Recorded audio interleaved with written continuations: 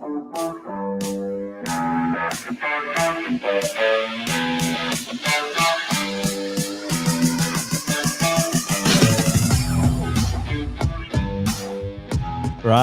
ladies and gentlemen, it is that time of the month again. It's time for another episode of the Dirt Bags podcast, and I am here with the one, the only, the Den, the man, Curran. What's happening, brother? Oh, man, plenty's been going on. We've been very busy since the Don River Dash, which was the last bit of footage that we put up. We've been cranking it out. Actually been to Warri Alder since then and had a great time down in New South Wales. It was a good time down there with all the crew, but we've been full-wheel driving, we've been camping, we've been hanging out, we've been doing all the things that a bunch of dirtbags do, Josh. Yeah, exactly right. Now, the people at home will see that there is a man sitting directly to your right, my left. He looks excited. We promise you he's not asleep. He is actually awake there. He's probably looking like that because Jules stopped listening, but he's probably already sick of our shit. Well, I was going to say, we need to address the elephant in the room. Obviously, this is our father for anyone that knows. This is none other than the absolute legend, John Curran. But, mate, tell us, did Jules jump the fence? Because there's no way that Josh and I... Just kidding, mate. Just kidding. Best we don't go there. Just leave it alone, eh? Because this guy's about 68 kilos ringing wet. And I tell you what, Josh and I are not. 63. Oh, well, again. But I tell you what, we're going to get into it a bit on this podcast. There's plenty to talk about different things and racing and everything else. But I guess if you want to know why we're putting this podcast specifically together. Hey, sorry, I'll interrupt you there, Oh, DC. here we go. Hey, like I said, you did mention Don River Dash and some of the things that we did there, the live stream of the race and stuff like that. That's something that we want to continue doing, being able to bring racing to the people. So if you like our podcast and you also like what we did at the Don River Dash, we've got a few other things in the pipeline, but like and subscribe. Click the bell. Holy moly, this is Instagram famous right here. Cowboy You're Tune absolutely is right. going to be all over me. Absolutely. I tell you what, you're absolutely right because, yeah, I know that all the cool YouTubers do it, but it definitely does help the algorithm. And if you want to see dirt stuff, that's what we want to do too. We just love it. No one's getting rich out of this stuff. Absolutely not. We're electricians by day and electricians by dollar. I can tell you that. But you're absolutely right. That like and subscribe and even the comment down below and all that sort of stuff does help us. So continue or download our podcast as well if you're listening through that way. Spotify. We're also on Apple Music, so you can follow pages as well. So make sure you do that for us as well because we love getting to do this for you, and it's something that we madly enjoy. Actually, I just looked at this. JC. See, we're jumping all over the place, but is that the GU in the background I can spot? Did you know we were going to record that way and you have parked it that way on purpose? Beautiful. No, I didn't. Did you bop the limiter on the way here? No. I think she actually chewed a power steering belt on the way over. But anyway. Is this a true story? Yeah, true. Oh, no. She's a good old girl, though. Nissans never break this. Unlike that Jeep junk. Junk. No, but you're absolutely right. So let's back it up. Now we've done a few things here and we've it's going to be one of those podcasts if you're listening along. I hope you're in for a good time, but this is our father. And I tell you what, if there's one man that has suffered at the helm of Josh and I and our let's say antics, it is this man here. The dude, you've probably heard us talk about him on the podcast before. All the boys know who he is, that's for sure. And, he's the guy that swore for the once and only time when we're think prepping. He's the guy that was very unhappy that a certain young Josh Curran at 20 came home with 37-inch tires for a Hilux. What was the exact words? You are a bloody idiot. Yeah. I think something along those lines. So, this man I'm going to go inside and punch your mama right in the face. No. He never said any of that sort of stuff. But you're right. It is very, very, you've suffered at the helm of the boys, haven't you? Oh, I don't know. I wouldn't call it suffer. There's just been a few things that have happened that... Mate, 6 a.m. on Think Prep, it was suffering, I'm telling you. No, it wasn't 6 a.m. I think you were up me at like 5 a.m. I had 2 hours Hey, up you. I don't like this wording. I don't like what that insinuates. I was late. I think I was having another cup of tea and you sort of hooked into me for being a bit late. Anyone that knows JC knows that is absolutely the truth. The cup of tea statement makes it legit. So I tell you what, and I suppose let's get back into the very start. JC, I probably want to hear some of these stories. I'm sure I've heard them before, but let's start with the car thing, mate. You're an old West Rocky boy, Rockhampton massive, as Central Queensland, one of the Shout out to Hoggy right now. I was gonna say, he's a West Rocky boy. one of the strong arms of Mad Dog off-roaders and car guys and everything. And I mean, it really started back when you were a young teen, or even pre that, older brothers. Yeah, my older brother was very mechanically minded and into cars. I mean, he had I think it was an FC Holden. We'll just leave that there. Boo. Then he saw the light and got a VC Valiant. Hey, my man. Yeah. My man. But he was always into mucking around with him, and I think that's where it all started. And we spent a lot of Sundays, mucking around, putting new clutches in cars. This is a Holden, not the old VC. Yeah. Nothing went wrong with it. But yeah, no, they were good times, and that's, I suppose, where I learned to tinker and muck around. I mean, I've got no, official qualifications in that area, but no trade or anything like that. No trade in that area, no. But I mean, I suppose reasonably good at it. No, he's being humble, guys. This guy is an absolute master, and we'll get into that later on when you understand that. The one thing that I think I've always tell you away, and you're going to hear this through the podcast continually, is the craziest thing is that you've got a true can-do attitude. I mean, I remember with Fort and Gearbox and that, and everyone's like, no, you got to send it to the gurus. And listen, ladies and gentlemen, send them to the guru if you can afford it. It's very good. But Josh and I are very tight racers. I mean, you've always had and this has been motorbikes, this has been cars, this has been Yamaha gearboxes on motocross bikes. You've always sort of gone, let's have a crack. Let's see what happens. And we've generally, knock on wood, got it pretty right. Well, I actually can't think of a failure. So, that is a bad statement right there. I think we're in for trouble here. As he tells the story about his power steering belt failing on the way to the podcast. But he still got here. So on, does it count as a failure? I didn't design that or put it on. Gotcha. But because what I'm interested in is the progression, because I know the background of us guys, really, the Curran family, is truly we're a bit more of a street car family than we were an off-road family. We're actually into Valiants and into this and into that, and always had a little bit more. Well, it was you guys. You sort of no, I'm still jumping the gun here. Let's be honest. The reality was that four-wheel driving for you started in your earnest in 1981, 82. Yep, where you purchased a World War II Jeep. Yep, and that really because you were passionate about war things, or just no, I wasn't. I wasn't big into war as such, but the look of the World War II Jeep always appealed to me, and I'd heard rumours that they were fairly capable, and I must admit, in 1981, 82, they were very capable. There wasn't much around. I can't think of anything that really gave it a run for its money at the time. I remember once up the back of Rocky going up the side of Mount Archer, and there was a guy, can't even remember. I think it was a Nissan 720 or something or other. And we're I climbed this big bank, and he had about 4 or 5 goes, and I thought he was just mucking around. And he goes, no, that's the best I could do. I'm in low range and four-wheel drive. And I just couldn't believe how poorly that thing performed in comparison to the old World War II Jeep. Yeah, listen, it's interesting because I think that that's something that, we may get a little bit of hate from this, but the reality dictates that, you always get these guys, because I'm thinking in the 80s when I was a very young tacker, and we were four-wheel driving around with you and doing different things. And it's not like we didn't do anything. And, we hung out with Suzuki guys, we hung out with Land Cruiser guys, we hung out with all sorts of stuff.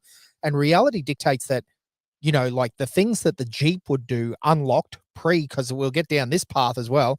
The Jeep now has a rear diff lock and is very capable. But back pre-diff lock stage, even then, we used to hang out with guys with diff lock Sierras and stuff, and honestly the Jeep did easily as good. I don't want to talk it up too much. It was better, but let's say at least as good as diff lock Sierras, which is interesting because you always hear that rhetoric statement that, like Suzuki's go everywhere. Well, Suzuki's didn't go anywhere compared to a World War II Jeep. I mean, that's a load of rubbish, really. I like this. Oh, yeah. Wait, actually, I did. If you wanted what conversation we're going to get, have a look at the shirt he's wearing as well. Yes, absolutely. No, just being realistic. The other things, the things that Suzuki's did continuously that the World War II Jeep didn't was roll over sideways because they were too narrow. And, I mean, they didn't have half the go that the Jeep had. Or they did if you pulled up 6,000 revs in them. But, I remember the first time I drove a Suzuki after driving the old World War II Jeep, I stalled it about 6 times because I realised how little torque the thing had. Yeah, well, interesting, Dad, because you say that going down the path of I think people have to understand how good and torquey those long stroke Go Devils were. Yeah, it's a pretty crazy motor. It's a very long stroke engine. Won't rev, but it just hangs on ridiculously because it's it's long stroke. Yeah. But I was going to say, I remember at Five Rocks years and years ago on the waterfall track, guys were mucking around trying to climb it. And This is pre it being shut, of course. shorty Nissans were looking like they're going to go over backwards, and I thought I better have a go at this. It looks pretty bad. As Dan said, unlocked. That old World War II Jeep went up. Not really any dramas at all. Only thing you got to watch with the old girl, of course, it's very old. Brakes aren't that flash. Yeah, Mm. yeah, Yeah, that's true. I think that's one of the biggest issues that we always had, wasn't it? It was brakes. Well, they're built in 41 or 42, so drums all round. Nothing but the best. But they are hydraulic. Yeah, like that. Not cable operated. Yeah. No, listen, it's interesting because it's an interesting time, and I didn't really I know you were always into motorbikes, so you rode motorbikes for a long period of time in the 70s and 80s, like a early 80s sort of thing, until you got into the Jeep stuff. I know we still motorbike rode, but I probably can't remember you going from Alton Downs days out to Five Rocks and that on your 500. Or did you do that in those days, or it was more? Not from Alton Downs. I certainly rode from North Rocky to Five Rocks and back.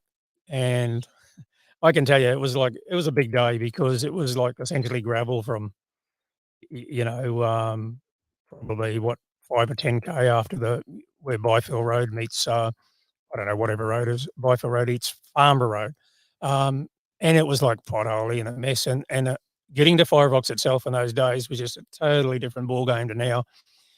There were water holes that would swallow a motorbike totally. If you got it wrong, your bike would go underwater. And the same thing applied to cars, where, I mean, now, honestly, it's a piece of cake going in there. But there was like kilometres of that floodplain sort of stuff, and you could bury your bike and drown it and hydraulic it. And it was a real mission in those days, but it was good fun, and we all enjoyed it. That was the days, of course, when we rode without helmets. Well, I was going to get into that because that was the days anyway. when men were men and men were very, very silly. Yeah, you're probably right. Back in the day, I would recommend everyone wears a helmet. Yeah, but like in the 70s, it was nothing for you to ride all the way to basically to where it got off road, take your helmet off and hide it in the bush and then ride. You're right. We put it in the bush under a tree and ride for 6-7 hours and come back and put it on to go home. It was just cooler and better. And no servos or anything in those days. No, you'd carry 3 or 4 or 5 litres on your back and hope that you didn't spill it on the way up, and that would get you back home. So they were good times. Very different up there now. It was great. It was good up there. And that obviously, gave you the taste for off road and taste for four-wheel driving. And because you didn't camp in those days? Because when we were young fellas, I remember you being a bit of an avid camper. Like we used to go to Morton and Stratty and all these things in both the Jeep and the old Sahara Land Cruiser that we had back in those days. Like when did you get into camping and that off-road lifestyle?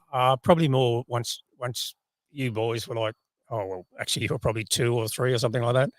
And of course, we had the Holgate boys floating around as well. And so that was really when we got big into the camping thing. And I think you might have been talking earlier today, Dan. Some of those were fairly big missions, carting all the gear and everything on the World War II Jeep, because it's not exactly the biggest, and we'd tow a trailer in sometimes as well. So, but we did it, we managed it, and we had good times. Yeah, absolutely. Some of the best times growing up. I remember a lot of trips there. And so that's interesting, because then the next side of it is that, how do I put this politically? But nowadays we've got a lot of information. We've got a lot of, YouTube videos and how-tos and people on Facey telling you different things. Like, how did you guys learn to four-wheel drive? Like, what was the information pass on? Because, I suppose this is one of the things that I want to go down a bit of a track. Like, again, very biased opinion, but you were always a bit of a legend back in the day. Like, I remember doing Jeep trips and all these things, and the big dog over here, he'd be in single-digit tire pressures straight up, and we'd be going on river trips and up sand dunes and all this. King of the kids too. He was always the king a of the million kids hanging out of his Jeep. And then we often, because life has not changed, because I'm going to go down this path again. Ladies and gentlemen, I know you're sick of me talking about it, But like, even to this day, we seem to have this thing where people are stuck on tire pressures. Yeah. They do not want to go down. They do not think it's valid. They don't think it'll work in whatever situation. We were talking about some of these big name YouTubers the other day, Senior. Yeah. And, I know who you're talking about. yeah, we probably all know. And he said his words were, I didn't think it'd make that much difference going from 15 down. And I don't understand this concept. But at what point was it just trial and error in your days? Like, because obviously you didn't have guys on Dirtbags podcast going, oi, dump your tire pressures, go lower. Well, I think a lot of it was a learning. It just happened. Like, I remember one day, particularly, we were up the Fitzroy River, and I must have tried to cross something, and I got stuck in the World War II. It was that real quicksandy, mungle, pebbly stuff. The only problem was the Jeep was in a little bit of water right at the edge, but it was flood time and the water was coming up. So I thought this mightn't end well. So I think I let the tyres down like virtually flat. They might have had 2 PSI or something in them, backed out, pumped them up and went home. Yeah. Now, if I hadn't done that, there's no way in the world I would have got that Jeep out, because no such thing as a winch. Nobody else there. Yep. So I think I just learnt really early that desperate times call for, don't muck around, just let the suckers down and then pump them back up. I don't know what's wrong with people. They crap on about wrecking a tyre or something. Whereas, I've seen guys up there go, okay, you might be going to wreck a tyre, man, but you're going to blow a motor or cook an auto, wreck a clutch, blow a diff, but that seems to be all right. Interestingly, to go down that statement then though, Senior, in all the stuff we've done, and believe us, we've rolled tyres off at 0 PSI and we've never actually wrecked a tyre. I've never had to, the only time I've ever wrecked a tyre is when it was actually pumped up too much and it exploded because it was an old tyre. Like, well, I actually need to tell you that. You know how you let me borrow your van on the weekend? Thanks, mate. I heard this story. Oh, she's busted. Anyway, that's okay. Yeah, you're right. I can't think of a tyre that we've actually wrecked from running it too So it's low. interesting that's an honest belief. I will chime in and say I did wreck a couple of tyres on that GU from being too low, but they were also I think they had like close to 100,000 Ks on them. I was going to say, so they were they were old tyres, and then from letting them down very low and going up, they just developed whether the sidewall got pinched or something like that, but they just slowly deflate up. Like, you'd pump them up and you'd wake up in the morning and it would be on, rather than being on 16 to be dead flat, you'd pump it up and it'll just slowly go flat. So, but I will prefix that was not good tyres. I was going to say those tyres. They were those crappy old tyres tyres. needed changing 20,000 ago. mate. But I just wanted to prefix it with that. Get all the information out there. Yeah. And then the other story that I remember pretty well, because I think I was about 6 or 7, and you'll tell me the true story, I'm sure. But what was the story? Because I sort of remember that we had a lot of trouble getting off one of the exits at Fraser with the cruiser towing as well. It was about a kilometre long. Is this am I on the right track? I remember a few things, but anyway, yeah. And I think the Kings were there as well. And we had a lot of trouble getting off a certain exit.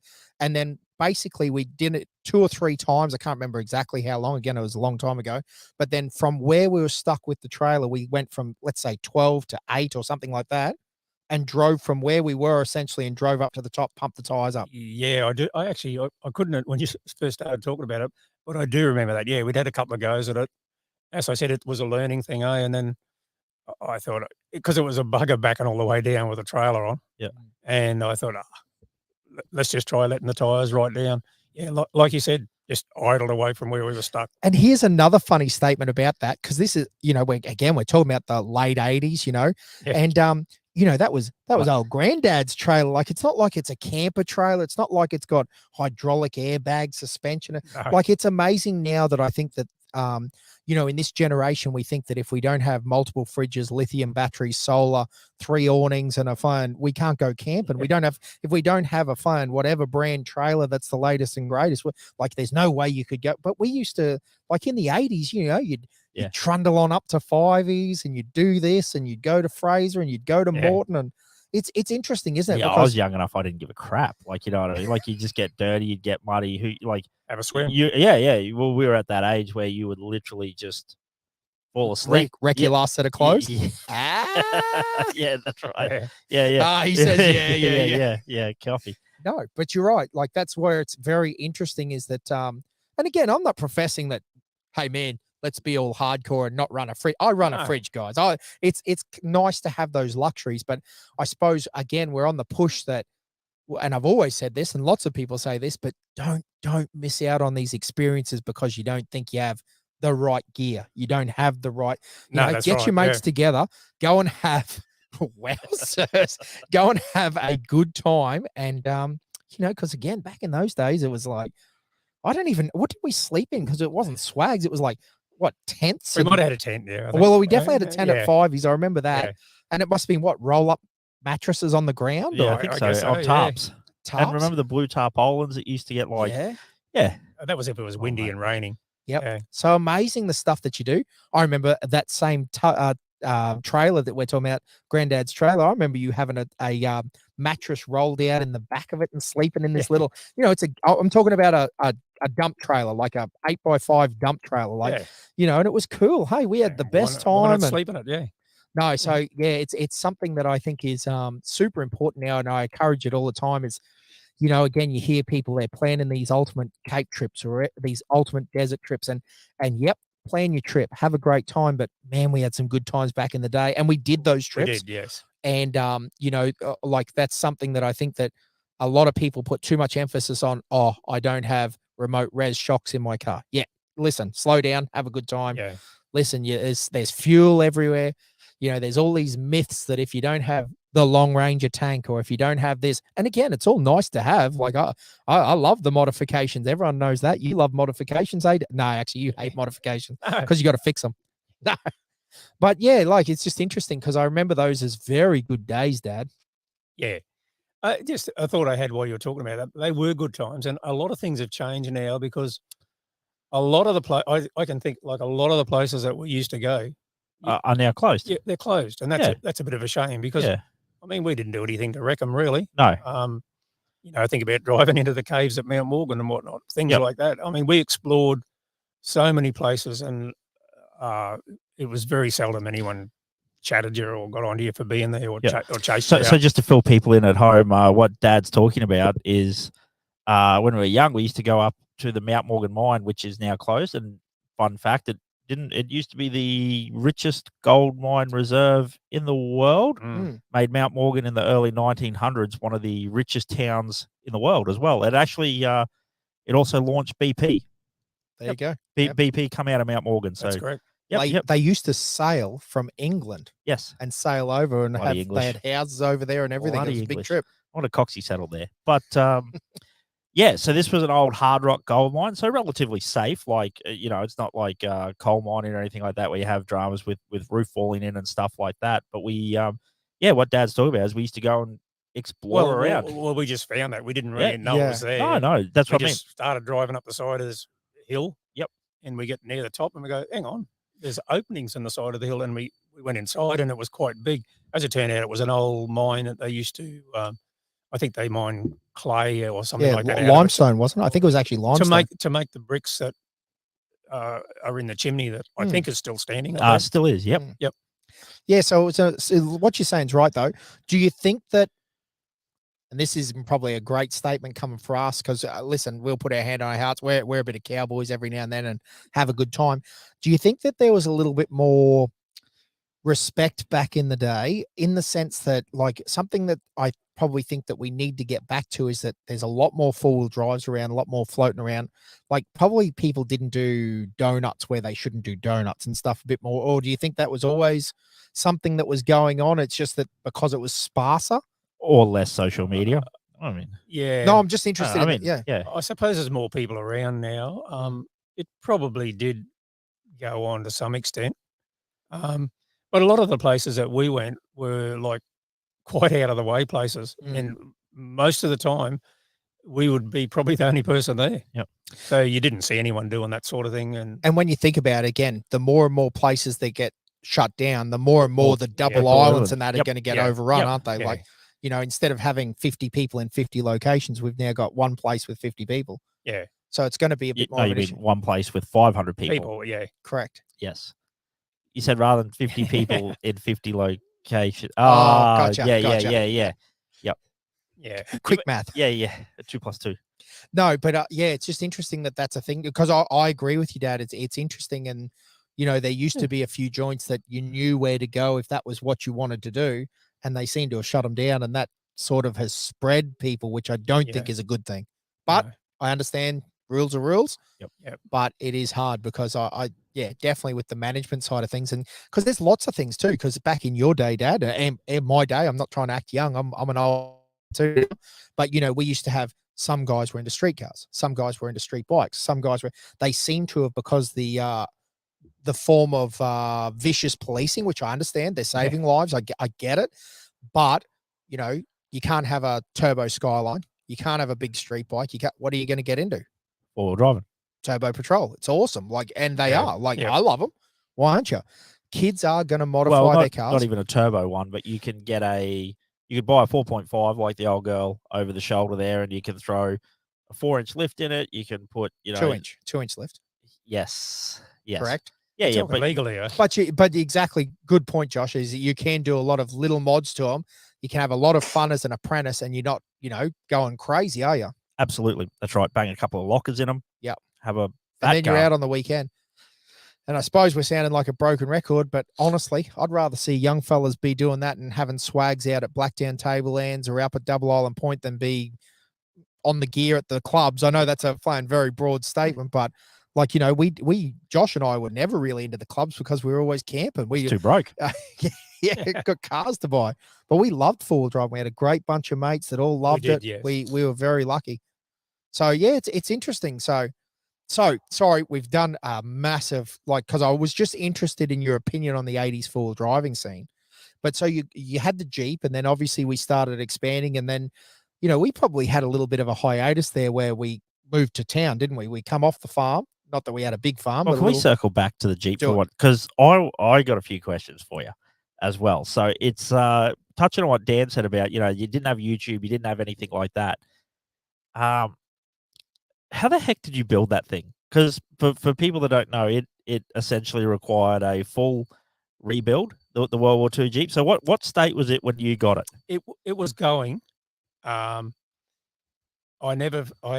Till this day, up until this day, I have touched the diffs because I put a locker at the rear, but it's never broken a diff or an axle. I took the top off the gearbox and said, it's got a few pits in it, but she's good to go. Sorry, guys, just again, to clarify this, what year is this that you rebuilt it? 82. And it's now 2022. I rebuilt the gearbox, I don't know, 2 or 3 years ago here in Yeppoon. Yep. So it lasted that long. Whereas the purist would have looked at it and gone, need to replace all that stuff. So that's how many years I got out of it. I did rebuild the engine. It was going, but it wasn't smoky. But I bored it slightly and put new pistons in it, and which is interesting because the new pistons arrived and they were World War II vintage wrapped in grease paper. So you cut the grease paper open and they're still brand new, even though what they would have been manufactured in 43 or something like that. And I opened them in 1982. They were still perfect. Yep. They could do things good in the old days. That's certainly in wartime. Yep. Yeah, sorry, but I guess what I'm saying is I did sandblast the whole thing. That's what I was getting at. But that's probably the thing that stuck in my mind is, so I remember as a young fella growing up looking at photos, and one of the photos that always sticks in my mind is, I even think it might have been out near the front wooden doors of Alton Downs' house, and I don't think the veranda was concreted yet, but you had the whole thing in pieces, or the rims and everything. It was at Schmitty. I rebuilt that car it was a Schmitty in our brand new house in Schmidt Street. It was too in the days when you could do that. I sandblasted the chassis and all the body. I had a mate who had a sandblaster. I didn't know what he was talking about. When I rocked up to do it, he goes, "There it is." I look over, and this sandblaster was run by a 6-cylinder Ford diesel truck engine. It was a massive thing. Yeah. Anyway, I think if I'd sandblasted long enough, I could have probably got rid of the whole Jeep. But it was in pretty good nick, had very little rust in it. Yeah. But the big effort once you sandblast the whole thing is you got to, within hours, you need to prime it. Yep. So that was a big job. But once it was done. So did your mate give you a bit of a run through how to sandblast, or was it the same deal? Like you did a trial and you found an old crappy bit of steel and gave it a hit? No, he gave me a 15-minute tuition and I put this great leather thing on. Yep. And grabbed hold of this great big hose and went to town. Yep. And it does a magic job. There's no question about that. That was probably in the days before people were concerned about silica. But yeah, no, that was it. And then I painted it and put it all back together. I mean, to be fair, they're fairly simple. I mean, Yep. very little wiring in them. Yes. But they're quite.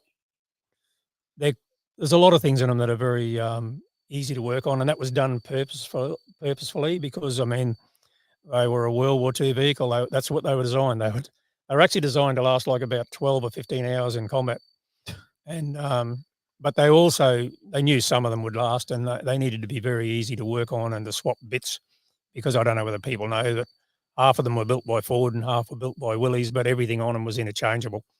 That was part of the deal that the US government mandated. But what's the story with the F on some of the parts of your car? Every Ford Jeep, Henry Ford didn't want to build them, but he was told by the US government he had no choice. So he built them, and he said, "Oh well, I don't want anyone to mistake my parts for Willys." So he put an F on everything because he believed his were superior. Yes. Yep. He didn't want his bits to be mistaken. And when you say everything, you mean everything down to the bolt. Yep. Like the bolt head has header bolts, everything, seats, actually, axles, everything, gears, blah blah blah. We'll actually try and get a photo of what we're talking about on Dad's Jeep, and we'll post it up onto our Instagram so you can see what we're talking about. But yeah, there's a couple of Dad's parts on his car that are actually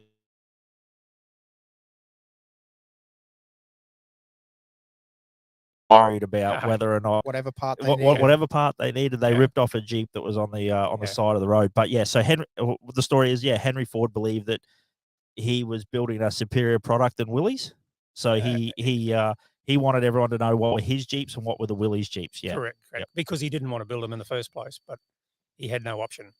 Didn't want to build them, or didn't want to build them in tandem. I think the story was that he didn't want to do it. Yep. He probably had enough other stuff going on. He would have been building other war stuff, because all the manufacturers were involved with war production. But the US government, because of his massive production capacity, they realised that Willys, they looked at things like, well, if someone bombs Willys, we want an alternative, or another mob that are going to make them. So they quickly said to Henry, no, you're not listening. You are building the Jeep. Yeah. Oh, right. So that's where he said, well, I'll forward F script on everything. Yep. Interesting. Yeah, there's a lot of history, isn't there? It's a lot of interesting stuff. Yeah. And it's interesting because a lot of technology, like really four-wheel drives in that era.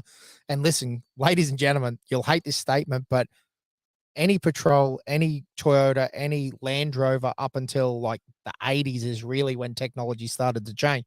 They are Jeeps underneath, whether you like it or not. Like a 45 series is a direct clone of a Jeep, and the Toyota boys will hate that, but that's reality, team. Land Rover, Land Rover said that they looked at a Jeep and basically made their own Jeep, and that's what they wanted. Yeah, I mean, the very first Toyota, you listen to the bonnet on that and you go, hang on, that's a Chevrolet engine. And then I'm pretty sure the Nissan had an Austin engine on it. Yep.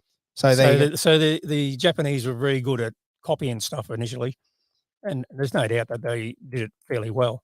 Yes. They ended up doing it very well, and of course they've developed now, and they're a major world producer of cars. Mm. Well, we can go down a rabbit hole there, Dad, because I know something that you'll always love to talk about is like how the Japanese, we were into the Jap cars for a little bit there, and we had, dual overhead cam cars and that, and we thought we were pretty deadly in the 90s, having 2 liters that rev to 8,000. But I mean, that was an old European thing way back, wasn't it? Like, there was a lot of manufacturers that had run things long before the Japanese. We think Nissan and Toyota and quad cam, these things, but really that's something that Fiat and these companies have been running for a long time. I was going to say, we had a Fiat 125 that had a rubber belt driven twin overhead cam, very ahead of anything Australian or Japanese at the time, and it read to 7,000 or 8,000 RPM, no trouble at all. A really good engine. This is the early 70s? 68, that was. Wow, there you go. 1968. That's pretty crazy, hey. 7,000. I'll start waffling on, but like 4-wheel disc brakes. Yeah. Standard. Yeah. No, it's funny because we get very, and I suppose this is why I'm interested in the conversation, is that we get very stuck in, because of our age group, the 90s, because this is true.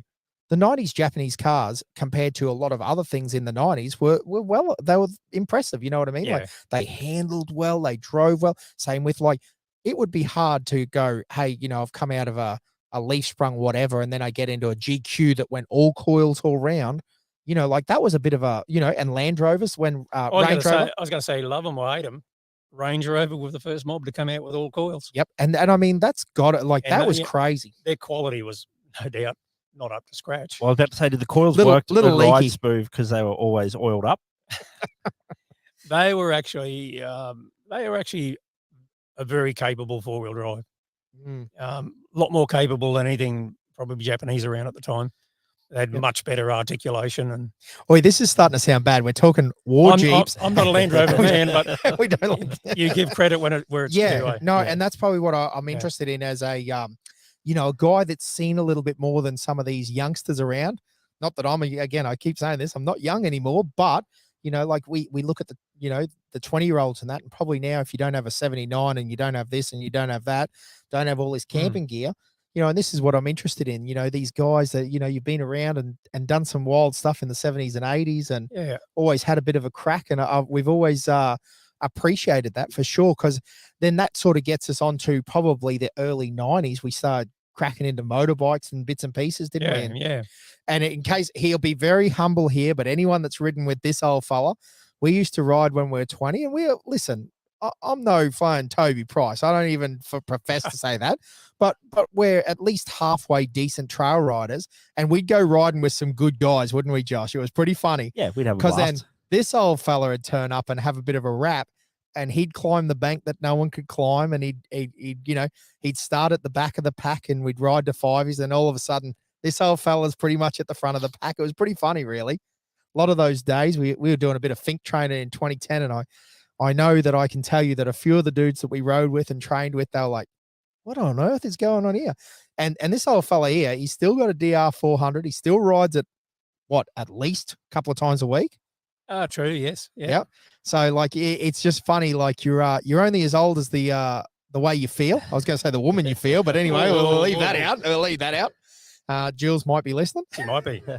But the moral of the story is that, age is just a number in many ways, isn't it? You're still having a good crack and still come racing with us and do all these things. Well, I don't know if we're racing much at the moment, but whatever we're doing, whether it be camping or four-wheel driving or riding dirt bikes, or it's a good time. So it's just interesting that, you've seen a lot come and go over the years, and you've seen this technology come up and down. And then, so the 90s, like I said, so then we started getting into like, double locked Hiluxes, and we had a couple of, we'd sort of gotten into these single cabs, like they were good bits of gear. Listen, they were junk, but it's surprising what a double locked single cab right tire pressures will do. Exactly. They drive a lot more than people will. Well, let's get into a few good stories. Josh, one of the crackers. Well, again, obviously these 37s, we bought these 37-inch tires. So been around, and this is in the days that Outback Challenge, lots of the guys were running 33s. So we're talking 2000s, early 2000s, 2001. Yeah. Well, I was a first year apprentice. Yep. So then 2003, I think that is. Yep. So we were right into the American stuff. I think we've told this story roughly on a podcast before, but again, we watched a lot of American wheeling. They were just starting. It was pre King of the Hammers, but they were Ultimate Adventure was running. Just started. It was one of the big things. They were running 37-inch. I think BF Goodrich were actually a sponsor of that event at that time. The crawlers had come out, and there were two options: 35 13.5s and 37 12.5. That was it. Yep. And Outer Limits period, like back on forums on the internet, they were the days. Lots of good guys. Has that started again? Yeah, Outer Limits is back, lad. It's so good. But anyway, and it's a bit more social media now than it's Instagram and that. But big shout out, follow Outer Limits 4x4. They are. It was always the play. Great smack talk. Great competition between crews and all sorts of very funny place. But plenty of great information on there as well. But anyway, that gets us to we started modifying these Hiluxes, hadn't we? And really. And then I got my first Jeep, that white Jeep. That sort of came along in about 03 as well. 03, 04, somewhere in there. Yeah, because I bought the Hilux off you when you bought the Jeep. Yep, makes sense. So, we started getting 33, slipped into 35s. And I think actually another tire that has disappeared off the face of the earth. Goodyear Wranglers? No, well, I was going to say Cymexes. Remember we went through a period where we were right into jungle trackers. Everything. No, Centipedes. Well, Centipedes were like the cool one to have. Agree, but we were Oh, riding yeah, the jungle yeah, trackers, yeah, like, yeah. because they were basically giant bar tractor tread. tires. It Yeah. was crazy. So Yeah. they look good on Jeeps. They look good on Hiluxes. They were the right size. They were about a 34-inch tire, which sort of worked. We Yeah. made it work. Yeah. And then, what started going, some good dudes had like rear locks and stuff. Did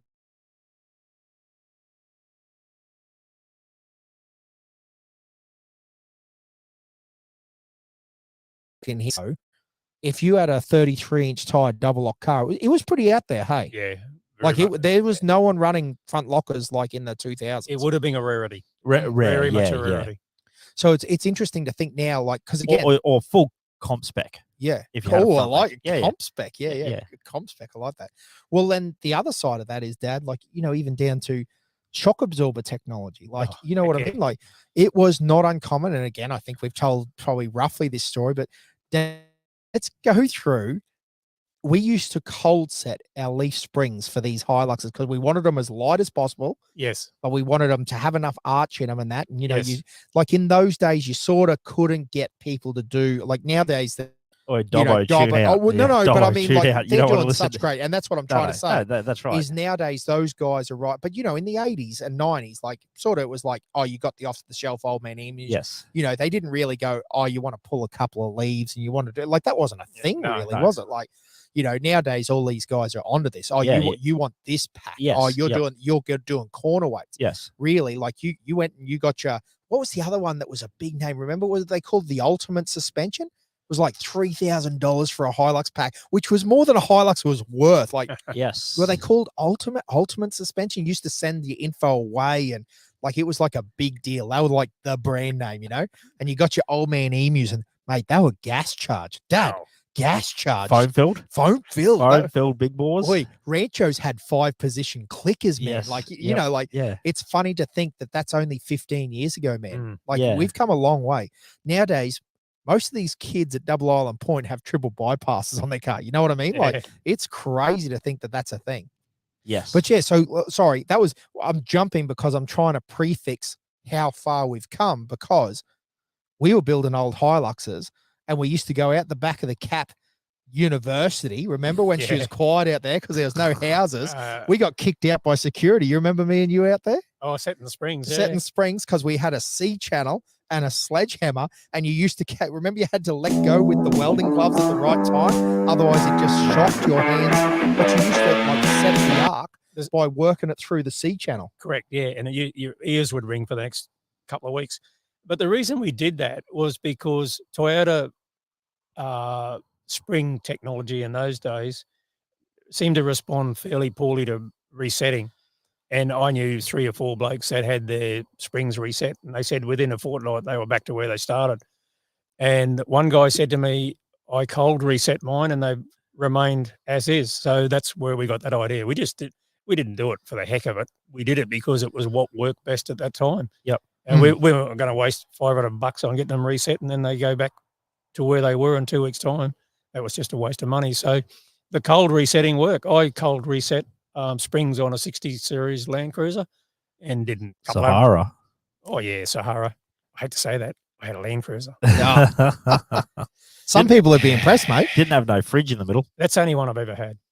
I did a couple 100,000 in it, and the springs were still good when I sold it. They'd remained up. So that was the reason we were doing cold resetting. Yep. Out of interest, because I to get into it, that came from trucks, didn't it? Like a guy told you that he was a truck guy. Yeah, and Jim King was a big Toyota man as well, and he was one of the guys, and he said, "Oh, don't waste your money there. They do not respond to heat treatment and resetting." So that's where I got that idea from. And then that led us. Obviously, we were looking for more performance out of our Hiluxes, so we started mucking. Well, with Hiluxes out of the factory were on the bump stops. I mean, they were a good car in a lot of ways, but they were pretty crap in some other ways. Like zero up travel in the front suspension. So the only way you could get past that is to put a bit more arc in them. Yeah, absolutely. That was the main idea for that. Yeah. Yep. So and then the other side of that was that once you started doing bump stops and stuff and moving them up a little bit, because again, when we're talking up, you're only really talking like 1.5 inches. Like we really didn't lift them a lot, did we? No, cold reset maybe 1.5 to 2 inches, probably max. Yep. But that helped a lot on a rough road. At least then you probably had, say out of the factory, you might add 1/2 inch clearance. So at least then you probably had 2 inches of clearance. Yeah. So, yeah, it had a bit of a bump before you on the bump stops. And what was the mathematics on going, not that leaf, yeah, this leaf? No, you did all the leaves. You had to mark out the I'm talking about when you used to do 4-leaf packs for a Hilux and stuff, and you just pull a marked, few in and pull a few out. it was a bit hit and miss, but it worked pretty well. Yes. You marked no, there's a bit of science in it. You marked out the arc that they were, and then you marked out the arc that you were chasing, and you put a little bit of thought into it. Obviously, the big one had to have more. The longer they were, you put more, more curve in them, whatever word you want to use, because it has settled down. Yeah, and Once if you it's put weight on it's only a short bugger, there's no point bending it up into a U, is there? No. You just use a bit of nous, and Yep. it worked pretty well. Yep. Absolutely. No, it's amazing because, yeah, I mean, you could even allow for the driver and put a little bit more curve on the driver side. If you want to get really high tech. I like it. I like it. And then same deal with, like, back in those days, you just basically used to go through the shock catalog, didn't you? And closed and open links and then try to work out. Wasn't a lot of choice, really. I was going to say, because a lot of shocks in those days too were just 50/50s, weren't they? Like, it wasn't really like you had a range of, open and closed compression and, lots of them. Absolutely not. So Totally for the young unadjustable. for the young dogs here, 50/50. What does that mean? 50 on rebound, 50 on compression, lad. As in, rather than say a drag shock 90/10. So is that 90% and 10%, or is that like a 90 pounds? No, it wouldn't be pounds. It'd just be a rating, like based 50 off kilo to open it, 50 kilo to close it, or no. I don't think they just when you say 50/50, it just means that it has the same resistance open as it does closed. Yep. Whereas a 90/10 drag shock will, because when you drag race and you want the nose to come up, very little resistance opening, so basically no rebound, and then has 90% of compression because you want to keep your nose up. Yep. Now listen, talking drag racing technology, I think that's changed a fair bit now. Yeah, I watched the thing recently. I can't remember the guy's on YouTube. name. Hopefully it's Cletus McFarlane. No, it was back in the late 60s, and he was pretty famous in the US. Big Daddy John? No, a fellow, I think his name was something McCandless or something. Yep. He was part of the Sox and Martin team, which was Dodge and Plymouth and whatnot. And they won a stack over there. But interesting, he did this thing and said he worked tirelessly to get this car not to lift the front end. And he said the reason for that was every time you lift the front, you're taking power from the engine to physically lift the car. He said you don't want to do that. You just want it to push the car along in a straight line. And he said he picked up 2 or 3 tenths of a second by stopping the front from lifting. It's interesting because I was going to say I watch a little bit of that. I mean, he was no fool. No. The guy was a genius. The guys now are definitely limiting all the straps and stuff, and they're tightening them up. And it's changed a lot. It doesn't look spectacular, but that's not what.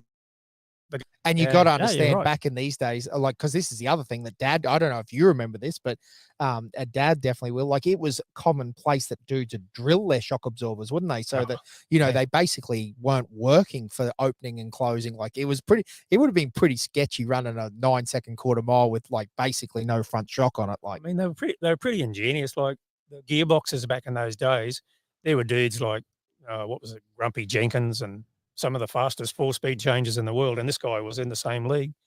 He said the gearboxes couldn't change quick enough. So these guys pulled them apart and looked at them and and said, hang on, if we knock this off and knock this off or knock a couple of teeth off, I think they went around and took every second teeth off the gears or something or other so they could change faster. And might have to rebuild the gearbox a bit more often. No, actually, our mate said he did a whole season and never touched the gearbox. Wow, there you go. Pretty impressive, eh? So they were... Yeah. Obviously not when you say like not daily driving them. It was purely a drag car. Yes. Yeah, all running 426 Hemis and whatnot. So, yes. Yeah, I must admit it.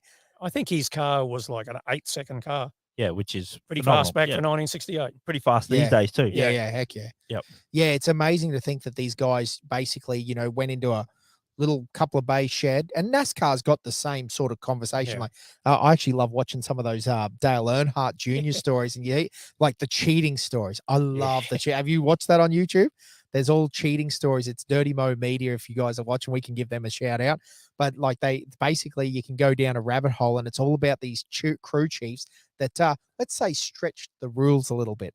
And some of the things that they did with Dad will know a bit about this because Yep. like, Venturi plates that when you tighten the cap up on the carburetor, it'd actually lift the Venturi up, and The restrictor the plate. restrictor plate, Yes. Yep. lift the restrictor plate, and then when they Yep. undid it to look inside it, it'd drop back down and sit. Yes. Like Yep. some of the things that they did, the lead weights they had, because the cars had to start it. Oh, we've gone down a rabbit hole. But anyway, the lead weights, and they used to have they opened it, and then all the lead weight would fall out of the chassis rail a couple of laps in, and the car would be amazing. Like, Yeah.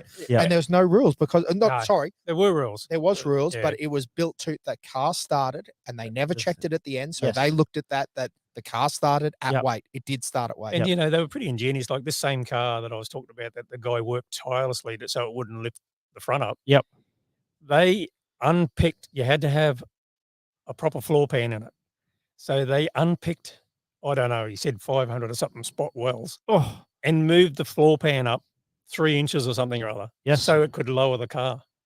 yes. Yep. Yep. I mean, to do that amount of work. Yep. Yep. But, But to stay within stay number one. Yeah. and that Yeah. kept them within the rules. Yep. Yep. Yeah. Oh, there are some fantastic cheating stories. Not that we're Oh. endorsing cheating or anything No. like that, but there are some fantastic stories out there. They particularly if you talk about like WRC in like the 90s, Yes. because they were limited, and they still are, like 350 horsepower and all this sort of stuff. And what do they say?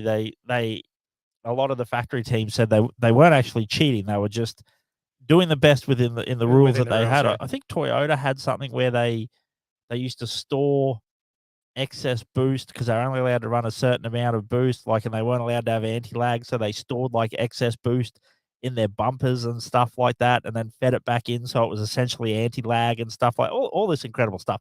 But you're right, it's like a YouTube rabbit hole that you can head down and. Well, seeing as we're an off-road podcast, let's get an off-road.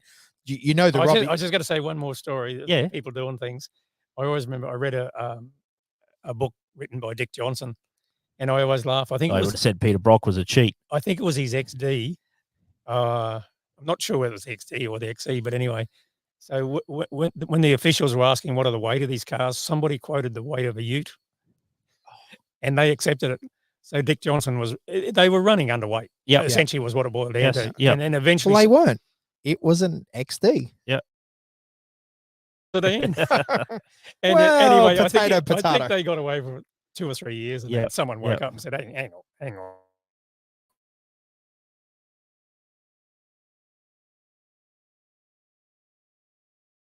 A car with that air, because you were talking about storing air. Yes. He had that tire inflation system, but it was also deflated into the inlet manifold. Oh, was it really? Yeah. Yep. So I doubt it was very much, but probably at Argentina heights, that little Yes. bit of air just for that period of time was Yeah, probably it's wow. 30 Yep. psi, isn't Yep. it? So So that was in the Hummer days. that was in the Hummer days. Yep. And he said there's no rule against it, and which No it's fascinating, isn't it? The guys that think outside the box truly think outside the box. creativity. Yeah, Well, funny you talk about it. Like, what was it? When was it that Formula One cars went to grooved tires, like the 3 grooves on the slicks to slow them down, and then they got so creative, and the engineers were so smart that they worked out how to go so fast on the groove tires that they worked out how to flow air across them and how to do this and how to do that, so that it would maintain tire life. And they went faster on the groove tires than they did on the slick tires.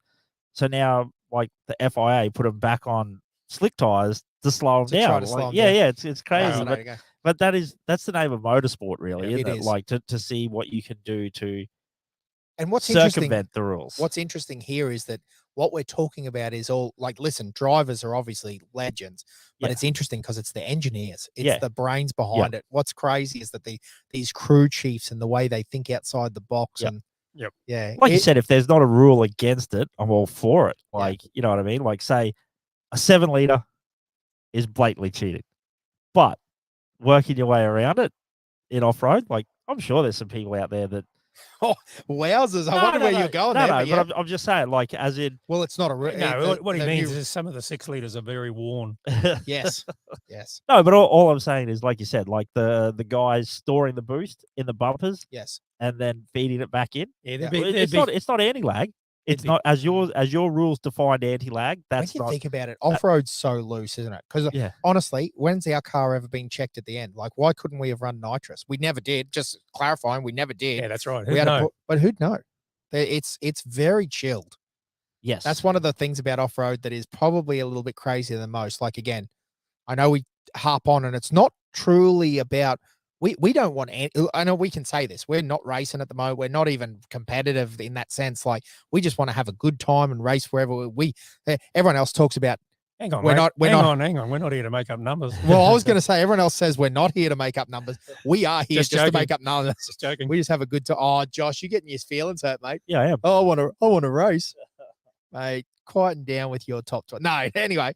The moral of the story is what I'm saying though. Yeah, cancel that mic. But what I'm saying is that we just have such a good time that's not something that'd be really a big thing for us. But if you're deadly chasing the peak performance, there's so many opportunities, isn't there? Like, we really aren't checking anything. And I mean, it's so easy to check that sort of stuff now. You haven't got to pull an engine apart. Well, okay, talk to us, JC, because we've always wondered, is there a way that you could... Yeah, absolutely. Pour water down it. No, I'm kidding. No. Joking. So we've filled your motor with sand, mate, and it turns out it's right.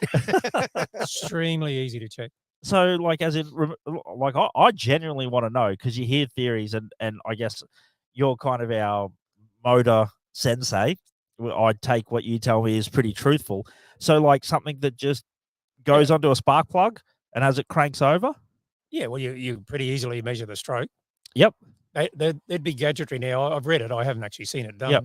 But yeah, and easy enough to measure the ball. Yes. So they just put something in there, and it probably expands. And yes, they'd have the technology now. It's probably got a printout of what the bore is. Yes. Yep. Yeah. Similarly for the stroke, and yep. Do your maths. Yep. Because I was always wondering, like, something like if you, like, you know, onto the spark plug and it, like, measured the volume of the air that come out of it, but then volumetric efficiency would affect that. Yeah. Not at low speed, though, would it? If you just turn the crank slowly. Yes. Depends on your size of your camshafts and whatnot. Yeah, that's right. Yeah, true. Yep. Some of them got massive overlap. Yeah, if it's got a valve open, it'll lose air. Yep, Yeah. true. Yep. I think they can. Well, again, you could just cut the timing chain. Well, turn it up. That's something for us all to do. We can Google how you do it. Yeah, it's interesting. I think I read recently. I don't want to Google it. We'll do another podcast with you at some point, Senior, and we'll work it out. You're right. It is surprising that they don't do some of that. Anything. Like, no, I'm not being smart. I'm not talking like I don't expect them to do NASCAR style sign-ins and outs. But no. We've talked about it for a while, and I'm not for it. I'm not against it. It's just an interesting point that we don't do a thing. If it's easily done, why wouldn't you do it for the top 3 or and again, or something? Like, we've probably gone down, which I totally agree. The one thing that we probably should look at is every now and then we should check capacity. But then the flip side is, like, they never look at cars after the race. We could have a big blue bottle behind the seat. You're right. Like, we never look at anything. No. They never.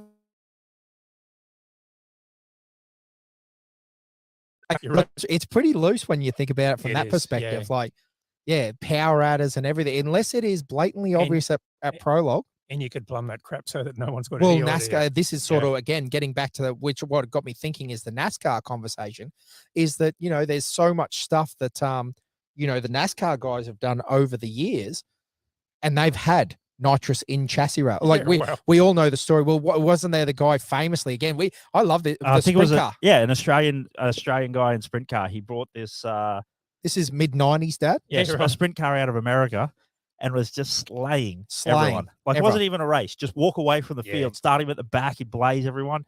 And then after about 3 or 4 meetings, all of a sudden he was mid-pack. He's an also ran. And he's thinking, what the frick has happened here, mate? So he rings up the lad in America, and he's chatting away, and he goes, I don't know, man, it's down on horsepower, it's this and that, we've checked it, it's good.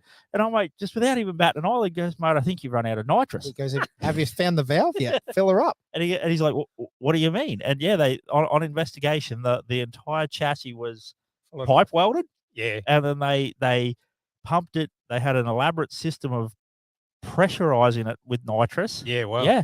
Yeah. And then it became a nitrous system. Wow. Yep. Yeah. So crazy. And it was so elaborately plumbed into the car, and all the wiring and the fuel rails and the nitrous, am I going to say solenoids and everything like that, were all so well hidden that even when it come over here and then became a certified Australian car. So, Yep. like coming from America to Australia, it would have had to have like a CAMS inspection. No one Didn't pick picked it up on it. Yeah, wow. Yeah. No one picked up on it. I'm pretty sure the story came that the all that side of stuff was all like hidden inside the bell housing or something like that. Yeah. They'd actually run it up through the valley from the back and all this sort of stuff.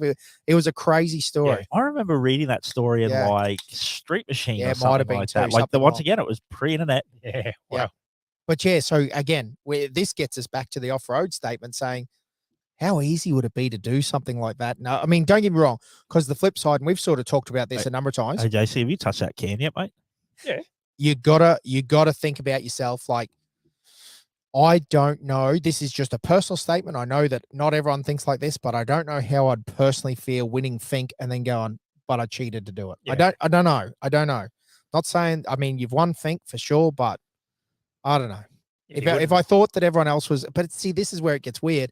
The flip side is if you went, well, everyone else is cheating too. Yeah. We're all cheating. So So we talk about Lance Armstrong. Yep. Like, you know, that roided up guy beat every other roided up guy. Yeah. Like he's still the best. he's still the best. Yeah. Like And see, that's yeah. every time you hear about it on this Dale Earnhardt Jr. podcast, that's how they talk about it. They're like, listen, everyone was cheating. We're all cheating. There's not a person in this paddock that's not cheating. Yeah. Well, what's the famous line? If you're not cheating, you're not trying, or whatever it is, you know, like, yeah. so, you know, but I feel that that's not a gentleman's agreement in off-road. Like there's enough people that I would put my hand on my heart and say they're not cheating. You know what I mean? Yeah. And Like a Mick Marson. yeah.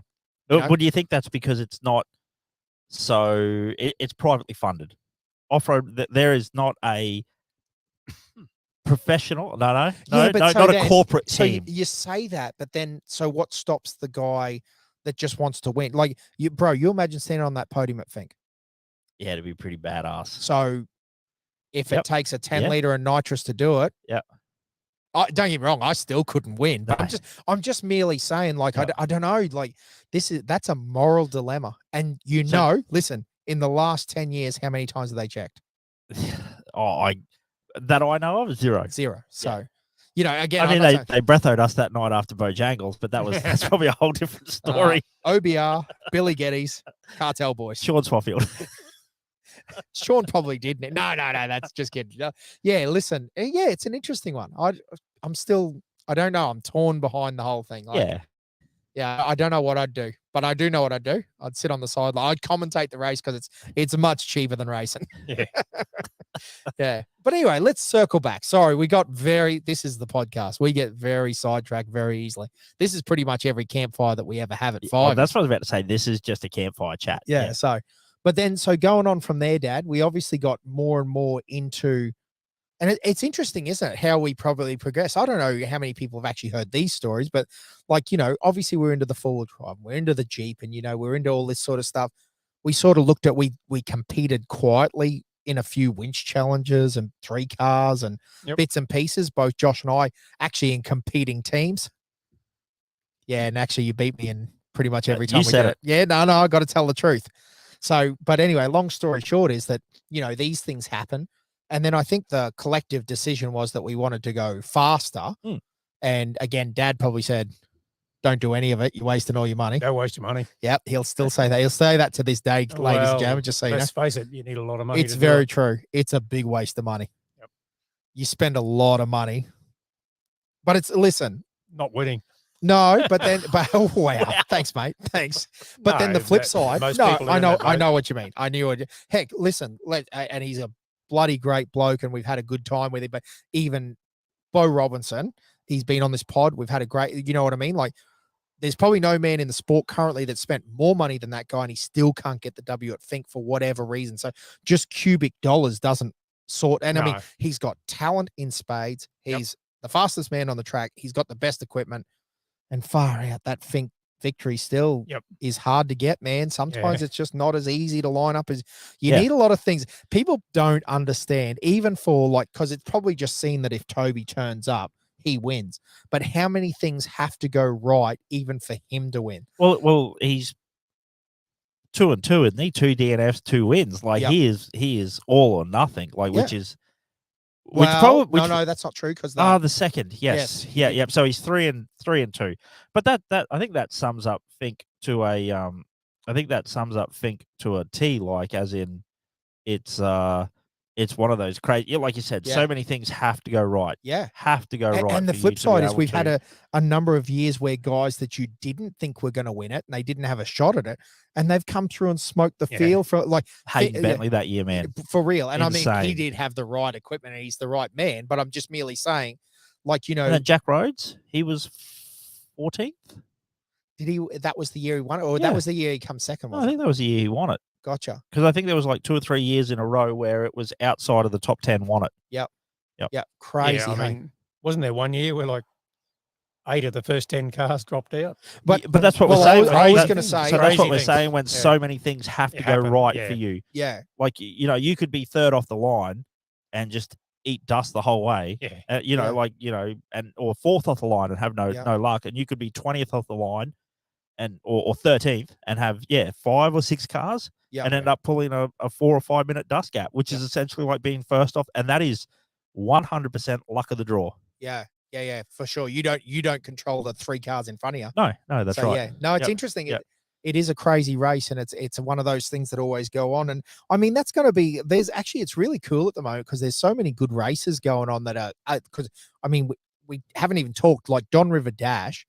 Like that's one of those things that it's growing from strength to strength. We need to get to it, but and then the same deal with this 900-kilometer race at St. George. That's going to be an interesting one because I think it's like there's a lot of these races. Australia for a long period of time, Dad, including Fink, but less so. They're sprints. Is a sprint, and nowadays we're getting and because again, Don River Dash is a sprint. This 900K is going to be a sprint in Australia. It's the way we race. Yep. But there's got to be a few things line up for you, don't they? Yeah, You've got to have the yeah. right place, things in place. So just run us through, because I didn't know until you started talking about it. So this is St. George next year, not part of the AORC, but they've decided they're going to keep the race running, and it's a 900-kilometer enduro. Yeah. So one day, 900 kilometers. Wow. Pretty much non-stop, like as in start in the morning, go, no sections, no nothing. It's just your pit times, everything like that are all part of the. That's the gist. Listen, I don't want to claim that I know the regs. Yeah, copy. But my understanding is that's exactly right. Yep. And from what I hear from what people involved is that you're also going to be able to double nominate like the one car. So Two that's going to drivers. be interesting. So you're going to be able to run, like do a couple of laps, come in, obviously all the fuel from what I'm imagining, from what people are talking about, it's going to be timed pits, going to be time. You do the 900Ks. I think they're calling it the big race, which will be super cool. So I assume like you said, we're just spitballing, but under Australian rules, when they're fueling the car, we'll have to get and everything Of like course. that. Yeah. So I guess it is a good option for doing a Navi. Get a fresh guy in, Fresh get some Navi, water, fresh driver, get a drink. get them doing 2 or 3 laps. Yep. Yeah. You can even get out of the car. When you think about it, get your Navi out and you can actually even have a chat and run through some info and go, oh, you know how you did that? You know, you remember that bit? Yep. Like you get Hey, we need to faster- update the we need to do GPS. this. Yeah, Yep. exactly. So, oh, yeah, true. Because I didn't even think about that. You could GPSs. potentially run iPads in and out of it on mounts. Like, you know how all these guys are running these talking iPads So now? you could have a certain set of notes for yourself, and then I could change the notes that I wanted. Yeah. I need to update this and do it on the floor. Like, that way your iPad's not in the car or whatever. Yep. Anyway, we're now really getting down a rabbit hole of things that you can do. But anyway, yeah, so there's going to be some interesting races because the other thing is that, I mean, like next year is going to be another big year race. We haven't even finished now. Kalgoorlie next weekend. Yep. Yeah, so because this is Thursday, so it's going to be, a full weekend away. Pretty cool wrap up and a Friday. couple of Oh, it's Friday today. Yeah, That's right. Normally do these on Thursday. Sorry, team. This Is that AORC? Yeah. Yes, and it's the final round. Okay. So, in 2 Queenslanders, Dad, in the form of Jack Swinglehurst is And young Jake. Ryan. Jake. Oh, Jake. You know what I meant. That's all right. We just And naming people out here. It's Brenty Martin. On the bopper. And Ryan. He's number 1. Yes. Yeah. Yeah, that's happened too. What a sicko. What a legend. Yeah, eh? bud. Yeah. So the guy that's won the ARB series is Brent Martin, Oh, and he's racing that little pro light, not Yep. little, but a pro light Jimco. He's had a smoking year too. The guy who came third at Fink. Third, Yes. I think. Oh, Yep. Killer. Yep, hell of a good family, hell of a good bloke. Yes. Craig Martin, the dad, has the Alpha, the red Alpha, which is the ex-Coleman Alpha. Ah, yes. And they Craig Martin's a legend. He's been national number 1, and and again, that's crazy, eh? Yeah, Like, and Dale's stepping up into a big buggy too, I believe. Turbo So Jimco. whew, it's going to be the Martin family are going to be a proper force. Yeah, and I mean Dale's They're a force absolute now. menace. Well, yeah, Yeah. yeah, that's right. Be interesting to Well, see. I reckon. Sorry, Dale. Now, because I mean, he's such a legend. Because he was the first guy that I really. Oh, I suppose. See, I'm downplaying like Moles and all these guys because Yeah, they're legends too. Sloth, Yeah. Moles, Yeah, yeah. But I'm saying like, remember when Dale come out and like ran like third or second outright in that little Tatum. yeah, in Yeah, that yeah. Tatum, like we were all just like, wow, man. Yeah, They're yeah. like come out of a motocross bike and now he's just smoking everybody. yeah. Like, yeah, it was very cool. So those Wait, was he boys. sponsored by like a weed company at one point in time? Oh, you're telling the story, bro. I don't know. Maybe. I wonder they were going fast. I thought they were going slow. I think it works the other way, doesn't it? Anyway, moral of the story is that it's I'll go beat. yeah. So no, it's interesting, Dad, because yeah, there's a lot of. It's funny because I don't know whether it's just personal, like, but you know, we had the COVID, the COVID, you know, but things seem to have like settled, didn't they? It almost felt like off-road racing was a bit quiet. No one was buying new cars. There wasn't real, like, you know, there was a bit of a period there where it had a lull. But once you start thinking about it, there's a lot of cars. There's a lot of fast guys. There's a lot of trucks. There's a lot of Paul Wheels got it. You know, there's stuff going on everywhere. Like the more you look in off-road racing, the more it's like a good scene at the moment, isn't it? I suppose the problem at the moment, if you're buying out of the States, Yeah. is the Dollar. crappy Aussie Oh. dollar. Yeah. I was talking to Josh about it today. I said, Thinking Joe Biden. I don't understand it because they are so much in so much more debt than us. How can our dollar only be worth 63 of these? Is that what it is at the moment? Yeah. Good time to buy Australian parts, Dad. Yeah, yeah. Element, bring it on. son. Macroeconomics. Yeah, for sure. So, man, we are looping around here, but listen. So then let's get into some of the off-road racing stuff because then we must have decided. Well, we originally decided we were going to build a Class 7 car. Yeah, which is pretty crazy because we thought that was a go-to class, which it honestly still is. It's a great class, but we just made the group decision together that we are going to spend all our lives welding chassis up. Yeah. We're going to spend all our lives trying to keep these things alive because you see the likes of Ben DeBrew, was it Ben or Chris DeBrew back in the Ben DeBrew? And he was a wild man and an XJ. And I mean, but I know how much time, like low budget, don't get me wrong, but they spent a lot of time patching her up to keep her alive, as far as I could tell, you know, welding up roll cages back into it. He did treat it pretty bad. He treated it real bad. I've never seen an XJ Jeep jump as far as that thing. I'm sure there's videos on Glamis, but the difference there is that these guys on YouTube do it once. He did it multiple times over a weekend. It was just a nutbag. But anyway, you know, we decided to go down that route, and then that sort of led us into going down the Jimco path. And then really that ended up leading us to, you know, because we really didn't do a lot of, we had a rough understanding of shock technology and that. But, you know, how does this come about? We're just in the shed and we're like, oh, well, we got to rebuild our shock absorbers. If you get the spanner, we'll just start working on it. Yeah. Well, that's probably where I asked the question before, like with Dad when he rebuilt his World War tour or did all that work on his World War tour, not rebuilt it, but did all that work, is YouTube didn't exist back then. Whereas like we were lucky enough that when it come time to the Jimco, we were able to do a bit of YouTubing to work out how to. That's very true. Like, I mean, there wasn't a how to rebuild a Fortin transaxle on YouTube, but there was information available about how to, like, the basics of rebuilding a shock absorber and stuff like that on YouTube. So, yeah. And even down to the world became a lot smaller when we were racing, wasn't it? Like, you know, we're now talking 2012, 13, 14. You know, 2011 bought the Jimco. Yeah. But in this period, because even like when we were doing the converter conversion, like we actually talked to Henry in USA, like as in Harley Lettner's main man mechanic. And, you know, remember when we were setting up the converter pressures and bits and pieces, like we had a bit more info, didn't we? Oh, the Fortin guy is very good as well. Yep. As in Doug? Forgotten his name. Doug. Yeah, Doug. Yeah, Doug Fortin. Yeah, I used to email him fairly regularly, and he'd come back with pretty good info. Yep. So no, he was pretty helpful. I suppose we'd paid him a fair bit. Why wouldn't he be helpful? I suppose. But then the flip side is that they've got guys that are their dealers and people here. Yeah, no, he was good. He was good. Yeah, they were. Yeah, so it's nice that they know that they'll deal with a guy, because let's be honest, our racing budget was. I don't know what anyone thinks, but I can tell you our racing budget was slim. There isn't a budget. It's still slim.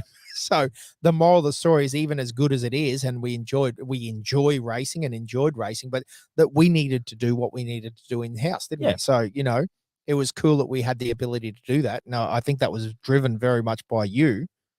Yeah. Well, Yeah, I mean, what's there to rebuilding an LS? No. They're as simple as, aren't they? Yeah. oh, you just got to find the retainers at 2:00 in the Yeah. morning. Yeah, when you drop one on the shed floor. Yeah. Damn. We got some big night stories where we're rebuilding race cars. Fire up, driver up the paddock and back. Yep, good for thing. Yep. No, that was run it in at Don River. Oh, Don. Yeah. No, well, sorry. Burdekin. Because Don River didn't exist. Don but River yes, didn't exist. My No, bad. wasn't yeah. it the torque converter? The We torque ran it- converter was Fink. Yep. Pre- Yeah, Fink, we ran yeah. it up the paddock and Yep. back. Good to go. Yeah, made sure it had all the gears. And And that I was the same suppose deal. that's We different- literally had no idea, like, other than doing like a race with Ryan, like, and seeing how he'd shifted that Fortin, because it was a H pattern with a torque converter. We had no so that idea. was the first Tatum. Yeah, Tatum won, the one that Yep. Luke Ayres has got at the Yep. moment. Is it still Fortin at the moment? Yes. Yeah. And still a H pattern. Yeah. Yep. Still a torque converter. I too. love H pattern cars. Yeah, yeah. If I was just chasing a driving car, that's what I'd drive. They're so much fun. Are they? I think so. I loved it. But anyway, I know Josh he's got the Albans phone sequential, and I know it's all good, but I'm just saying, like, Shout out Mick Marsan. Oh, absolutely. What a legend. Yeah. But yes, no, like you said, we had no idea. Like we literally drove it across the bridge and up the paddock and went, okay, how do we shift this thing? And it's let off the gas a little bit and pull it through the next gear. And I think that's right. Let's see if it grades gears. And it didn't. So yeah, it's a funny learning curve. Like, yeah, no one sort of, and that was really the first time. And You raced it that year, didn't you? Yeah. Yep. Must have been 14, I think. Yeah, me it and was BT. 14. Yep. and it finished. Of course she finished. Good old Dale on that one. No, She's never finished other than the time it was upside down. it's It's never not finished. Sorry. Yeah. I meant, yeah. Yeah. The only time it hasn't finished, it was upside down. Yeah, well, every DNF. Well, it has was been upside driver down. phone. It was upside down for a little while. Yeah, theoretically, the roof fin never touched the ground. Gotcha. I listen. I like it. It was good. It wasn't good. No, but you know what I mean.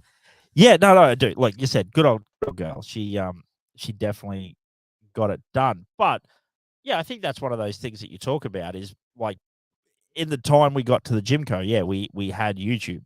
Yeah. We had emails and information like that. Like, yeah, or just getting back to what you're talking about, like those guys in the 60s, like, yeah, you know what I'm going to do? I'm going to knock a couple of teeth off. And we're going to see how this goes. Do you know what would be more interesting? Imagine, like, they're telling you about their wins. You know what would be really interesting is having a good conversation with their utter fails, like where they cut too many gears off it and she exploded. Yeah. Like, there would be some crazy But we stories. tell the story like our failure, like the first time rebuilding the coilovers in the Gymco, and we got the crazy bat. Anyhow, we're getting attacked here. No, but there was. What did we do? We overfilled it. We didn't know to set the remote res That's right. piston in the right spot. The piston. So, ladies and gentlemen, if you ever need to, you always got to set them at 1/3, like basically 1/3 oil, 2/3 nitrogen. correct in the remote res.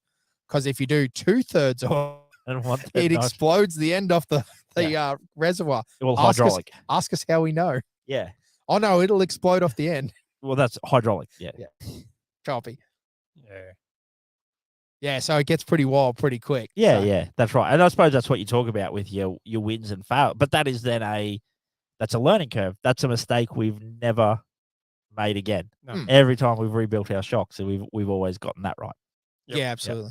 No, it's interesting. Yeah, it's cool that, and I definitely think that it gives you an appreciation. Listen, suppose the flip side is I've never had the luxury of just paying someone to prep my car, and there's some great prep guys out there now. But Ricky B. yeah, oh, absolutely. There's lots of good guys. I mean, Steve-O. Yep. Like, there's good guys out there. But the flip side of that is it gives you a sense of confidence in the car, I feel, when you know that you've touched every bolt.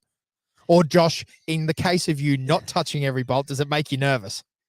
No, in the case of me not touching bolts, it makes me feel confident. Gotcha. Yes. Because JC's touched every yes, bolt. yeah. Gotcha. I don't want to come along and mess up the good work That's afterwards. Yeah. Hey, BT, he's talking about grease and CVs right now. You know that, eh? I had to get my hair cut. Oh, I love it. The old smoke bomb. Anyway, this is a true story. You remember that senior? Come on. Have you ever missing in action? have you ever seen Josh Curran with greasy CV hands? I think I have actually. No, Hey, you haven't. my man. Oh, My this man. is favorite son maybe, right here. Son. maybe not often, but BT and I definitely do not remember this. my pet hate. Yeah, CVs grease is on That's the only It is bad the thing worst. about pro buggies. I mean, I like Yeah. the fact that they win everything, Yeah. but other than that, Hey, do you like that sneaky little hit? wait, I was JC, gonna say- who was telling the story about having to find spring retainers at 3:00 in the morning? This one over here was telling the story about having to find it. Where was he at 3:00 in the morning while we were looking for that spring retainer? Yeah, well, he wasn't there. He wasn't I there. was there. You were there. I was He was definitely there. asleep in the corner. I'd wasn't done some hard work. he? Oh, damn. Did Yeah. you Snapchat it? I don't Snapchat, mate. Only you sleeping. That's all I do. No. Yeah. So anyway, listen, we've had a lot of good road trips and fun times A and lot. all the stuff that we do and the truck drives and the 28 hours straight to Fink. You remember those days, eh? Lightning bolts in Yeah. the middle of the night. No, No, it was a shooting shooting star. Oh, star. shooting star. There you go. Yeah. Yeah. Yeah, we've had some good times, senior. Finky usually pretty good road trips. This year was a good road trip. We've had some good Gundy trips too, Yes. like where it's been rained out and we were swimming. Remember that? Senior? Yes. She's been some wet days down there. Phil, It's been Phil some- Benson would remember that. Oh yeah, Yeah. yeah. That was pretty wild. Luckily, you had a cabin. We were all sorted. We Yeah. were good. Yeah. Bunk beds. Yes. Bunk beds, oh beds my that goodness. time, bro. Bunk Better beds. than land and water. It Yeah, was, you're right. definitely. You're right. Yeah. But yeah, no, it's interesting anyway. So, well, let's get on to the racing then, Josh. You reckon? Like, because I'm sure, senior, you've got a few prime points to point out at the moment, no doubt, with the off-road racing. But the Don River just cranked along. We actually live fed it, did a bit of stuff up there. So if you want to catch up on any of that, it's all still up on YouTube and the Off-Road Cartel Facebook page. Or where is that? YouTube. But it was a good race, Dad. Man, there was. was some good stuff that happened at that race. It was I did watch a fair bit of it. it was pretty cool. Yeah. There's some fast cars up there. There's Great some, to see Haby there, yeah, like all the way from South Australia. yes. Like very cool to see. Like, I mean, Aaron is one of the fastest guys in Australia. Like, if he's at a race and you don't think he can win it, I think you need to probably reassess your knowledge of off-road racing in Australia. I mean, those elements too. Hey, well, you think about like the top three. So we had Element, Geyser, Element. So two Australian-built buggies in the top three. Like, Yeah. and then I think there was another Element in the top 10. It was definitely, yeah. wrong, but yeah, that's so cool. Like they're building awesome. Yeah, Awesome that's the equipment. Bailey car because I must admit it looks Yeah. amazing. That Yeah, it's the blue and the Yeah. Bronco anyway, whatever it Yeah. is. But Yeah. it's very cool because yeah, I think that's the point that I really love is the fact that he builds his own race cars. Like yeah. that's damn cool. The to be able Havies to- with Aaron Edgars, is it? Egers? Yep. Yep. Yeah, they're turning out top quality stuff. As good as anything coming out of the States. Yep. Like, yeah. Well, there's a few amazing brands, Dad, at the moment. Like even those SS, they're turning out that Race Tech. Yep. They're turning out some really nice Yep. cars at the moment. Like Yep. I mean, they've turned them out for a long time. Yeah, but, well, and Element have too. and yeah. so have Element. yeah. But yeah, but like both of those brands are really starting to click. I tell you, the other one that was up there, Luke Ursig, which was old Yes. Matrix. I'm gonna stuff this up because they don't call them Matrix anymore. But Yeah, every we all know who continent we're under talking the about. sun. Yeah. Yeah. but that new car with the big trailing arm, Yes. I think. I hope I'm not paraphrasing because I hope that old mate's not going to go, hey, because he's a big boy for a start. I'm not Yeah. going to fight him. So yeah. legend, if you're like he was What good kind for of a peanut would you be if you tried to fight him? dummy, big dummy if you're going to fight the guy in the Matrix, but anyway, in Luke Ursig's car. But anyway, long story short is that I think at the moment they're working through like because they've gone down a BMW supercharge. I'm sure. No, it might have been Jag with a supercharger. It's So an is that the interesting motor that's in it? Correct. Yeah. So it's something quite unique, and there's Yes. like only a handful of people that would even touch the project. Like most tuners were like, "Oh man, we can't do this. We're not Yes. interested." Yep. That's the story he told me, and he got onto someone that was happy to have a crack at it. They're having a good crack, but they're talking. I think, man, I hate when I do this because we're talking like facts now. Like, don't take this as gospel, but he might have like set at 600 or something at the moment. So when we're talking about the top level V8 buggies now, we're talking 800. So he's Yes. 200 down. Yes. So let's take that. So looking at that, how far that he runs and how fast that he's running that car indicates how fast that car Yes. can be. You know what Yep. I mean? Like it's a Yeah. very good car. Yep.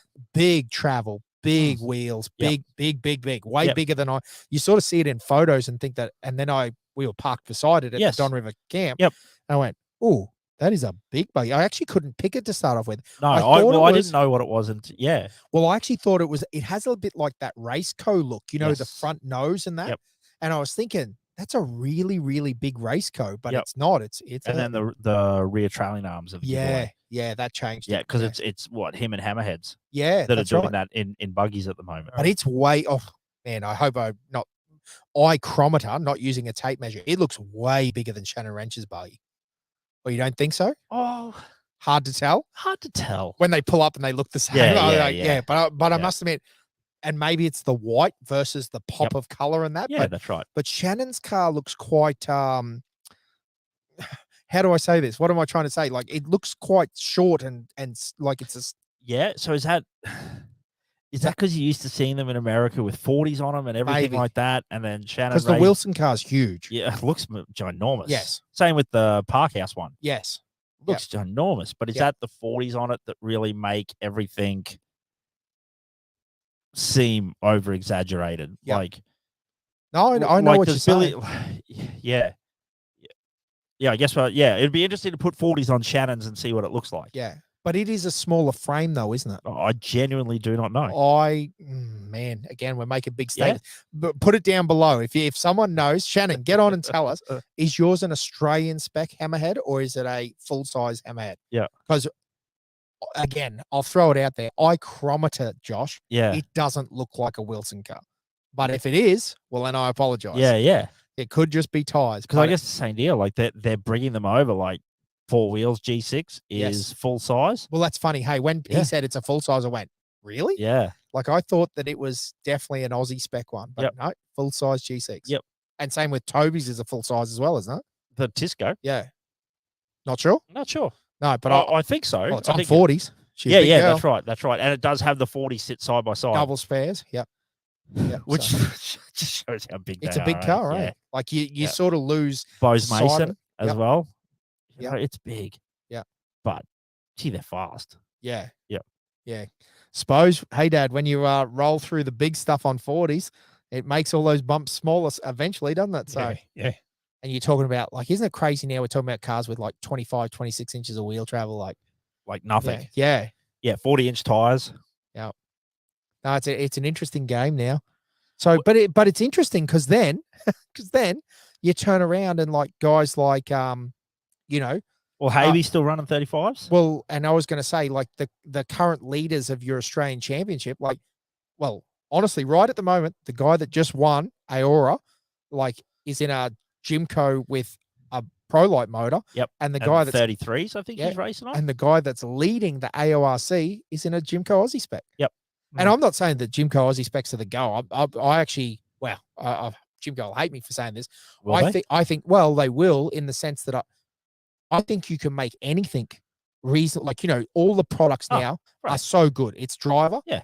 And then it's also how much time you've got into development. Yeah. And I suppose if you looked at a numbers game, like an Aussie spec has a fair chance of winning, doesn't it? Because there's got to be 30 or 40 or reckon there's more, 50 of them. Nah, not 50. Bro, I reckon you'd be surprised if you started counting. Like I'll just start running through them.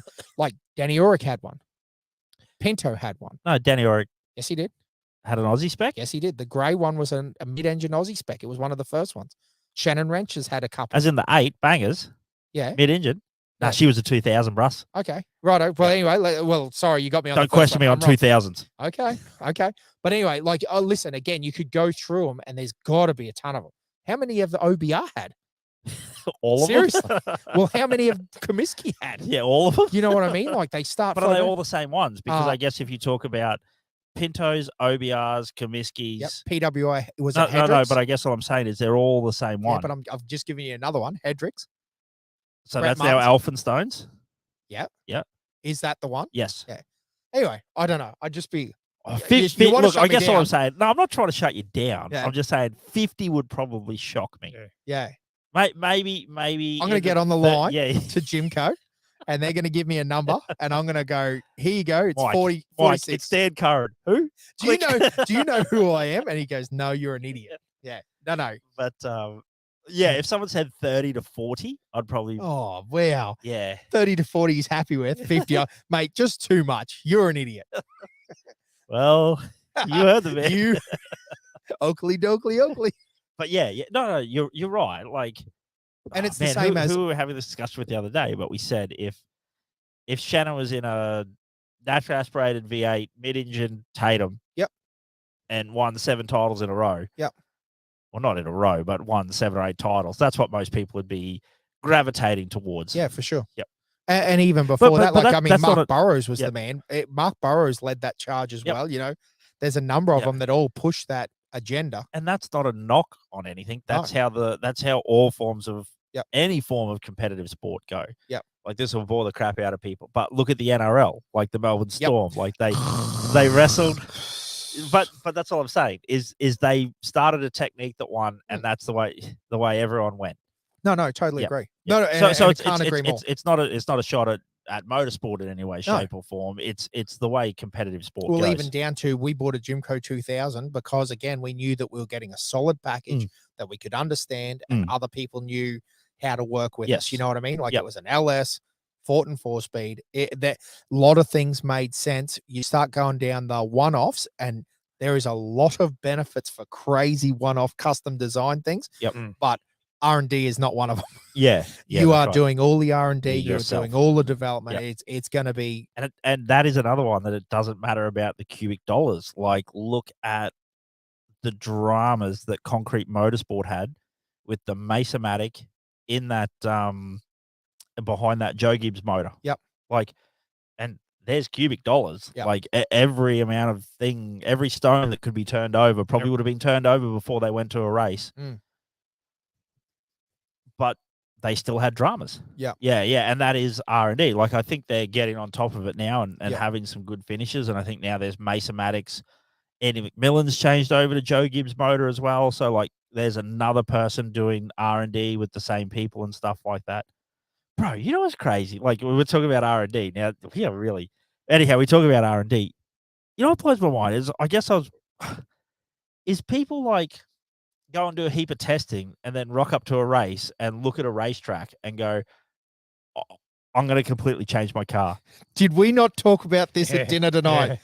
It blows me away. And listen, we're losers that don't really race, but that's the Can one you stop thing. saying that, bro? I'm feeling personally. No, well, I want to be honest. Like, no one's going to go, hey, you know what we need to do? Follow the guidance of these guys. Yeah. But we do hang out with legit racers, like some real race guys. Like, you know what I mean? Like, and it blows me away that dudes do this old, oh, you know what I'm going to do? Change every part on my car for Prologue. Why? You want a car that you're comfortable in and you understand, and you know that if you get to that bump, it's going to pump this way. Yep. Like, dudes that do all these tune changes, like, it blows me away. Yeah, we've gone and done 6 days of testing. Yep.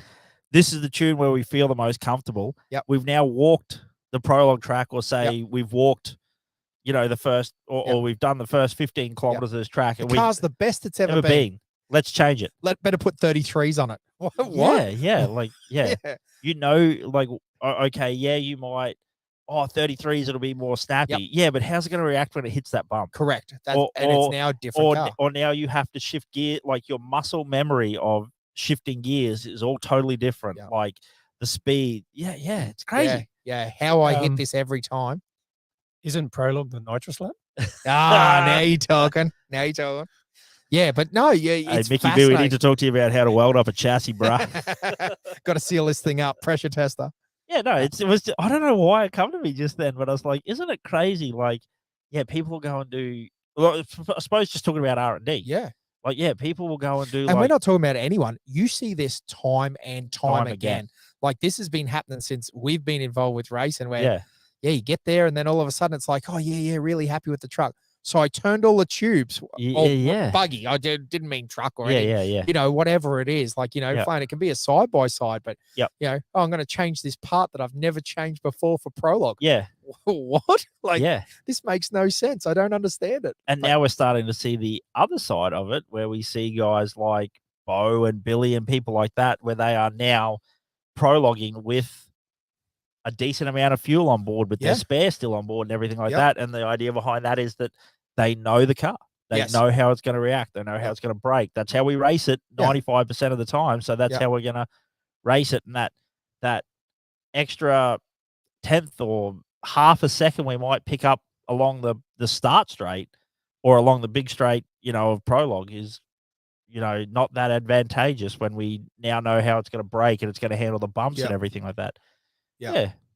Yeah, and we're not talking about 400 horsepower cars anymore, are we? Like, the 800 horsepower that they're making is going to move that car no matter what.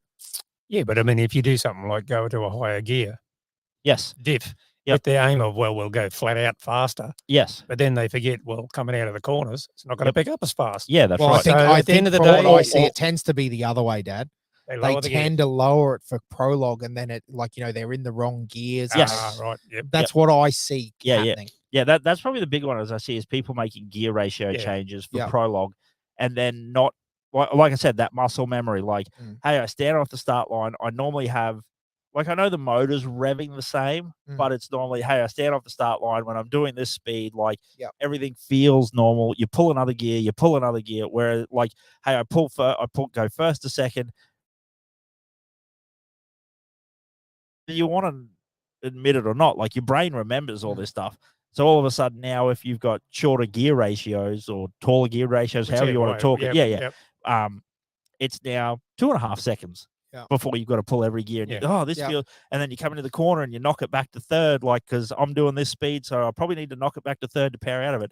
And you over rev the motor, and you lock it up. I'm sure we're talking. One of the guys that I know, and he'll tell you, I'm sure he will. Like, Bill Geddes was one of them that changed to a lower underdrive, didn't he? Yeah, and he said on the limiter. And he goes, I've got no more gears, man. It's out of gear. So and that was just. I understand you got to try things, but he's such a good driver, and he's so comfortable in Hellboy, like in his truck when he's in it. Like, you can tell when Bill's comfortable. He's just on fire. Like, looking at Don. Yeah, and I don't know. Mate, you know who we got to get on? We got to get on Greg Gartner, because if there's a man that's comfortable, boy, that guy's loose.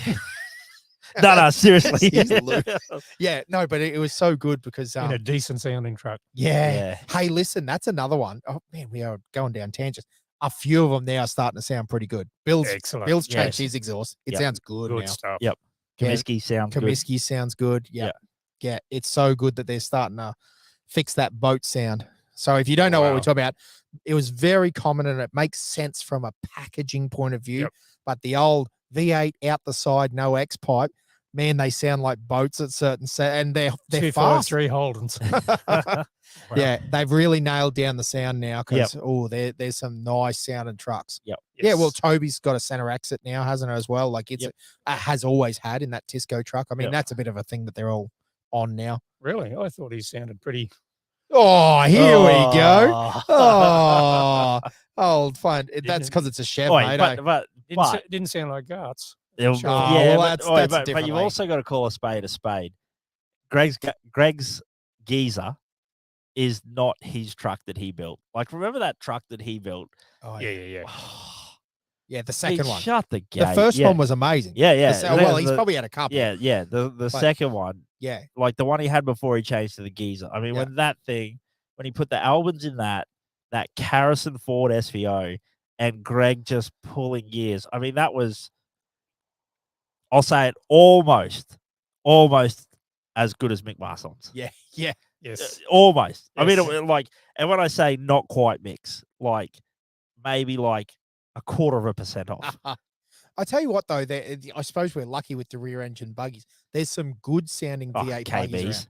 Yeah, Kent sounds amazing now, Dad. Like at Don, it was going like. Yeah, there's a few, because I suppose you've got many options to blend the exhaust, don't you? Like, you can do all sorts of 4 into 2 into 1 into joins. Yeah, you can do all sorts of stuff. You can do 8 into 1 if that's what but you can do it. It's just whether you want to do it packaging wise. But yeah, there's a lot of good things you can do. And I understand that trucks have a lot more going on from getting from the front to the back, That's the drama. Yeah, for sure. Yeah. You just do 8 and then just an out stack out the bottom. Who was old mate in America that had the 8 into 1 exhaust? No, Duralast. Still does, yeah. Duralast. Well, I was going to say, am I on the right track? I think Eisenhower has an 8 stacked. That F-150 is the truck trophy truck thing. Yep. I think it might be stacked as well, like 8 stacks though. 8 into 1. It's not really an 8 stack. I apologize. No. Yeah, but no, interesting. So listen, then next thing, because we get it back onto off-road racing, are we talking, Kalgoorlie? Well, what do you want to talk about next? We did Warrialda. I went to Warrialda with young Zico and commentator. Yeah, Zeke definitely slept. There was a lot of driving. I don't know how he slept in that Ranger. It's that damn noisy, that thing. But anyway, he didn't struggle. And we went all the way to Warrialda, caught up with Mad Dog and Mitchie. Those boys were down there. Pricey Chapman. Yeah. And who else was out there? Because there was a few guys, like Naps had a pretty good run, although unfortunately got a tree. Oh. Yeah, there was some good cars. Justin Guy won that one. Yes. In the Jimco. Another good 2000. Yeah, very cool car. And he drove really well. Like just Brycey. Had a few issues over the course. So poor guy, eh? So the first one, Murray did not let him get away. He was doing as he shouldn't. They didn't have their window net because it's got a fixed. It's not a drop window net like with a top. It opens up. It opens up. That's how Jimco champions do it. And she blew open on the second lap. Oh, they black flagged him, so he had to stop, clip it shut, and that lost him 30 seconds. And then he drove really well on the long course and was doing pretty well. I think he was in third at that point, maybe in fourth, but he was off that second row of the grid. And then he had some belt issues. It was throwing belts. It's a new motor. Is it a Polaris? No, like as in, yeah, drive belts off the front, like the alternator and that sort of thing, and the water pump, and that stops them pretty quick. Yeah, so he ended up getting another belt, and I hope I've got the right story. It did it again. I think they ended up having some pulley issues or something that they're going to go home and sort wasn't quite aligned. Yep. Yeah. Oh, and typical Mad Dog, just happy as Larry. Yeah. He just rolled into the commentary box, goes, "Oi, having a good time. It's our weekend." That's how it goes. Because I suppose they wanted obviously to three-peat it because they've been twice the king. Yep. And once that was out the window, because that happened with the belt, you know what I mean? They weren't winning. Yep. Justin Guy was on fire, like absolutely like killing it. And so I think they got to the point where they were like, "Oh well, that's racing. Yeah. Let's have a good time." Had a Corona, no stress. You know. Yep. You got to say no fruit for a second there. No, I wasn't going to say. Yeah, well, I probably had no fruit, but anyway, had a really good time, and I mean, it was just a great weekend all around. Unfortunately, massive case for me. I only got there on Friday night, like after dark, and then I was back home in Yeppoon on Sunday night at 1:00 or something. So I didn't get to hang out Monday morning. Yes, didn't get to hang out with the crew quite as much as I really would have loved to, but it was a good time, man. Warrialda is always one of those races that, honestly, you should put it on your calendar. Like if you're local, because it is local for off-road racing. If you're in Brisbane or any of those areas, it's a good race. You've been down there, you've loved it, and there's always just a good feeling. It was green. There was wild helicopter and ultralight pilots cruising around. It was like the guy that sponsors it and that just cruising around having a good time. Adds to the race, hey. It really does. I reckon, cut back to Don for a second here. I reckon I saw as much footage of the helicopter and the pilot of the helicopter as I did of race cars that week. Like in the pits afterwards, people showing us videos of the and they always involve the race car and then the helicopter coming along. All right, it adds to the sport, man. Listen, the one thing that you've got to give the Don crew over almost every other race, and I know that's a big call, but there is no footage like Don River Dash footage. Yeah. They've really T-Butts like nailed crushing that. it. It's just, I mean, it's everything though, isn't it? It's the right location. It's the right availability. It's the Bowen Shire is involved. I mean, it's just everything about that race is spot on. It's so hard to get because that's lightning in a bottle. Yeah. Well, because the other thing is, and talking about the other race, and I know everyone's sick of us talking about Fink, but it's another one where the reason that it's so good is that it's got the council behind it. It's got there's the mayors out there, you know, like there's so many, like you don't get many opportunities where the race and the mayor's out there on a Sunday watching the dirt bikes go around, you know, that happens at both Fink and at Don River. Yes. So, I mean, don't get me wrong. Hey, listen, if you're a struggling little club in Southeast Queensland, we're not knocking you. We appreciate what you do. I'm not, but it's just one of those crazy things. Like you said, it's just where everything comes together and they just go, hey, what do we need to do? You know, there's counselors, there's everything. Like the counselor was there loving the race, and that doesn't happen that often, not with dirt racing. Hey, come and race under our national highway. We love you to do that. You know, when's that happen? So no, it's really cool. And the guys, again, strength up there at Don. It's going to be a big year next year. Going to be interesting. And because, you know, the other thing is that more people are traveling. It always gets bigger. Like Yep. Habies have been there. Yeah. Aaron literally said, "Hey, I'm going to go home and tell everyone. Everyone. Not that they don't know about Yeah. it, but that you need to make it happen." Yep. And saying, this is one of those things that slowly it's going to end up like, we're going to get hey, Greg, Greg, I'm sure. Yeah. come on up. Stuff your potatoes. But yeah, I think it's going to be one of those races that continue to go from strength to strength. Yep. But so what? After Warriolda, what do we got? We got Kalgoorlie coming up. Yeah, Kalgoorlie's the big one now, really, isn't it? Like, it's going to be interesting to see how that goes. We probably can't get too involved in making predictions there because we got a bit of. Are you saying we're a little bit biased? We are definitely very biased. Like, Yes. We've got a couple of Queenslanders in that race. I think points wise, there is opportunity that. Well, even Comiskey could be in that, couldn't he? Yeah, absolutely. So, do you want to quickly run through some of the cars that are in the field? So Let's we've got Ryan Taylor. So these are probably some of our championship contenders. We got Ryan Taylor. We have Swindlehurst there. Jake, he's there in the 49. Elphinstone. So Shane Elphinstone, that's his right. local race there Yes. as well. He's had a couple of good finishes. What are we? Oh, Ursik's going to be there. We talked about Ursic before. You know what? He doesn't actually. It's just called Ursic Custom Engineering. Well, he's still building it at the moment. Yeah. He's just they've raced it before. Got this one. Yeah. Yeah, So he's got yes. the new frame as well. Yes, it does have the new frame. What else have we got in our extreme four-wheel drive? We do have Gigi's going to be there. We now. An have extreme four-wheel drive. extreme two-wheel drive. Gotcha. Sorry, bud. No, that's extreme right.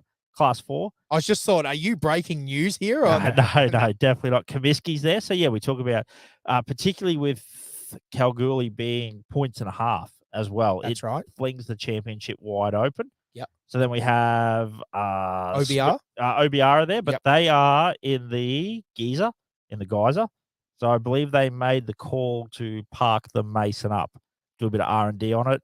Next year with the 7-litre rule, I think they're already moving towards building a 7-litre and getting that in it. Smoothies there. So, it's a heck of a good field. Like, what do we got? Well, it'd be cool to see Smoothie too. Like, he's got that new truck coming as well. So, yes. Like to run the Geyser, one last time. Because Yeah. assumably his Well, Mason will be here next year. Yeah, and we talk about that's a car that's going to be on the market as well. I believe Bose might end up being on the market too, like with the Mason being here as well. So that's cool. You'll see some cars moving forward. But yeah, Kalgoorlie should be an interesting one. Like you said, 1.5 for the final round of the championship. So you're pitching if you're looking for a good Geyser truck. There's a couple for sale. Yeah. Yeah. So all out of Western Australia too. Yeah. So yeah, no, it should be very interesting. Yeah, absolutely. So is there any, or like, what about some of the other like side by sides? Have we still got Simon Evans and those guys racing? Well, they should be with the. I got to try and remember numbers there. What, 636? Oh, that'll get you. Yeah, they keep you guessing. Because 635. I do see that Jackson Evans and Simon Evans, 635, 636 are there. Who else have we got? Yeah, Well, Cage Checker Racing, that's that Jason Galea. He's been around racing in in performance four-wheel drive for a while. good to see that Warren Luff's going to be there as well in the Wilkinshaw Performance Class 7. So they've really made a big lunge this year. Roadrunner Off-Road are going to be there as well in Class 8. So yeah, I heard a rumor that Ford was going to run next year in production four-wheel drive. really. Well, the other big one is apparently like extreme four-wheel drive buggy. They've got He brushed over that. I did. didn't he? Well, the Performance Motorsport side by side might be there. Is that the big news, is it? I don't know if it's big news, but it's news. Gotcha. Yeah. What's it running though? I don't know. They've got it sort of in their own category, Because but I was going to say, it's got a V8 in it. yeah, they've called it extreme four-wheel drive buggy, but it's still got a Class 8 number. Yeah. So 828. I don't see why it wouldn't be Class 8. Yeah, it's Class 8. Because if they're running Hayden Bentleys, it's the same thing, but without a body. It doesn't get a body. Oh. So what's the Ford What are thing? these rules? What's the Ford thing you're talking about? Oh yeah, Well, with yeah. their new Raptor, Yeah. there's a rumor getting around that Ford are interested in getting in the AORC, which would be interesting Okay. considering that essentially by proxy, Volkswagen are kind of involved in it, aren't they? with the 550. Oh with yeah, Bluff. yes. So you imagine with if you had Walkinshaw, you imagine if you had a couple of production 4-wheel drive. Now listen, factory I'm teams. not suggesting it's going to be a full No, factory. but there is but- obviously some factory support there. Yeah. Like, I mean, heck, you can't tell me that Walkinshaw aren't tapping into all their resources available Mm. to be able to build the best off-road race car that Yep. they can. And my understanding is that the Raptor, again, don't quote me on any of these numbers. I need to look it up. But the Raptor's pretty snappy, apparently. She's like sub 6 second 0 to hundreds and that sort of thing, like with the new motor and that. Adjustable on the fly suspension. But now whether that becomes an issue because there's way too much technology on board, Yeah. that's always like, you know, there's a lot of things to go wrong at Fink. Hits the first bump and just freaks out. Because we're not doing this. Yeah. But no, it'll be interesting to see because, I mean, I've told the story before. I don't know if I've ever told it on this podcast, but we used to do a lot of, we commentated for the side-by-side national championship and Cody Crocker was there and he was involved with the first Ranger Raptor when it came out. Too, yes. And they did a lot of the R&D and stuff out at Fink on that truck. And he was actually the driver, him and his navigator. They actually drove the car for the advert that everyone sees. So if you're looking at the old Fink, the old Raptor, the old shape Ranger Raptor videos, the old blue one going through the desert, that's actually the Fink. It's actually at the Alice Springs Off-Road Club. So I probably shouldn't say it's on the Fink track. I think some of it might have been on the Fink track. Use the Fink track. Technically, it's a registered car. It's Absolutely. a gazetted road. Yep.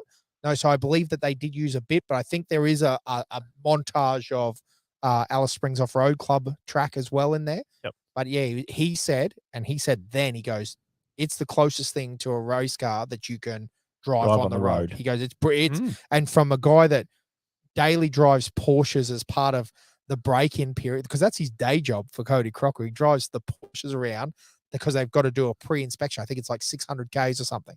So if you buy a brand new Porsche in Sydney, it's had Cody Crocker do a lap. We should get him on one day and tell a story. Wow. But that was his day job back in those days. Was essentially he was what a job, eh? Yeah, he had a loop that he did. He cruises around. He goes, I can't remember exactly how far it was, but it was a couple of hundred Ks. Make sure that every nut was tight. Yeah, it drove well. It did all this. It didn't have any factory faults. Because obviously the you can't get a Porsche, like a couple of $100,000 car, and then go, a week later it needs to go back in for a tighten up and a service. Like, yes. So, they want to give that experience that it's ready to go. And obviously, he doesn't get to do any skids or anything, as you can imagine. You got to check the limiter works. Eh? I don't know about that. Sign him up. Yeah, absolutely. But so it's interesting because he was definitely very pro it, which sort of surprised me, to be honest with you. Not in the sense that, from a guy that's been in side-by-sides, a guy that's been factory Subaru rally cars, to turn around and go, "Boy, Dan, it's good." You're like, right. Like, it's not just a dual cab ute with like some good shocks on it. Yep. Like it's good, Yep. Which I suppose makes sense. Like, I mean, they've got longer, cast arms and they do all it is a highly modified Ranger, isn't it? It's not Badger mode. Badger. Baja. What like it chews dams down or something? What's it do? Oh, it's got Baja mode. It does indeed. Yep. It does indeed. I think it opens the exhaust a bit. Ooh, performance mode. Sounds like a thong. Well, I guess they realized so it sounds like a what? Thong slapper. Oh, thong slapper. Game changer. They sell the crap out of 79s and they sound like that. Let's join in this party. Oh my goodness. No, it'd be interesting because very interesting. They're starting to get around on the road. There's a couple floating around in CQ now. So there's an orange one floating around your boom. Yeah, damn. Saw it today. I don't get out enough. 79s or Raptors? No, we're back on the Fords at the moment. Yeah, I knew that. This Dirtbags podcast is a little anti-79s, to be honest. Yeah. Righto, JC, as we wrap it up, you're an experienced man in all your years of four-wheel driving. Greatest mod for a four-wheel drive. You got, let's say, who cares what it is? You're getting ready for a Cape trip. You got $3,000 to $5,000. What are you spending your money on? Well, you need decent tires, don't you? Yep. You need welding rods for his Lincoln. Oh, like as in 40-inch welding rods. Yeah, pack of welding rods. Yep. I don't know. Do you actually need diff locks to go to the Cape? Oh, okay. You just want to dunger with the boys. Yeah. Let's just say you're 19 again. No, you weren't single at 19. You're 17 again. No, you want far out, mate. Anyhow, you make it up. Okay, you're a young fella. You're single. You're 18 years old. Knowing what you know now, what are you doing to have a good time with the boys at 5 Rocks, 9 Mile, stuff like that on the weekend? Oh, here we go. Yeah, right. I'm fascinated by this question. How far's he got to drive it? No, just it's his dunger. Don't have to drive it to Fraser or anything. No. Right. Just your dunger. Oh, well, mate, being a Chrysler man, we'll put a 318, you know, Yep. with a 4-barrel. Yep. Bit of head work, so she can pull 7 grand, 7.5. Did you just build a carb-fed 70s? Oh, my goodness. So, ladies and gentlemen, don't listen to a word this guy says. Into a short wheelbase, probably Jeep, a CJ6 or 7 or Yes. something. Yep. Ooh. Yep. And just show everyone how it's done. Yep. I like it. I don't think I'd need a locker. Ooh. Just right tires, right pressure. Yep. Yeah, under like for sand running and stuffing around, like you probably don't need a locker, eh? And I'd Still probably makes a good difference. and bud, in I'd the probably sand. go auto, eh? Yep. If we're talking sand. Well, I guess YouTube's available because it's nowadays, so you could just pull. If it had an LSD factory, you could just get that and shim the crap out of it in the rear. Absolutely, yeah. Yep. Oh, I like it. I like it. Not bad. So no money. Very so different. tires, V8 auto. Yeah. What about your suspension? Yeah, No money there? maybe a bit of suspension. You got to have a bit of up travel. Yeah. Cold set leaves and mud road. Well, true. He did say an old CJ, so that is leaf sprung, but that's sticking true. Well, to we're your roots. talking. What are we talking? 80s or something? No. I said like today. Oh, today. Yep. Yeah. I must admit, I've probably never done 400 horsepower with leaf springs. All our leaf spring cars have been like 100 horsepower. Still be fun, but yeah, I would. It'd just be wild. I like it. Have to go. Well, if you're talking today, 6.4 Hemi. Ooh, Oh, your budget's going through the roof. What are you Yeah. making it to, bud? I- What are you putting it in? Actually, Because I that's know- very wide set of cylinder I heads. know where I can get a 6.1. Mate, Just don't tell mum. have you admitted to Jules that you Don't actually tell own Jules. that car yet? Yes, of course I have. Yeah. I like it. There's man, you're a Chrysler head though. You love taking hard Okay, paths. mate. Oh no. Well, people wonder where we get it from, but it's it's genetic. Read your history books, pretty much. Everything. Oh, here we everything. go. Punch Oh, on in the. here He's we going to go. punch on in the car park Yeah, if you mention an half a run. LS again. Everything good. OP, came bud. out. OP. Listen, mate, I reckon my LS would smoke your Mopar. Let's do this. What? I just like fighting. I just like stirring him up. Ford and Chev, mate. Follow us. Single cam.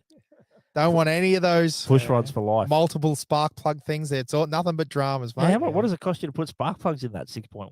I've never done it. Oh. Zero maintenance. She's good to go. It's got 2 on each cylinder. Loves it. Yeah. Got a spare. If one fails, it's still good. Yeah. I like Gold. it. Well, thanks for joining us tonight, JC. I was going to say on that bombshell. On that bombshell, our dad is still a dyed-in-the-wall Chrysler fan. Absolutely. If you own a 79, No. Yeah, don't listen our to this. pure hatred, not hatred, Ah, hatred. Yeah, stuff it. No, dislike.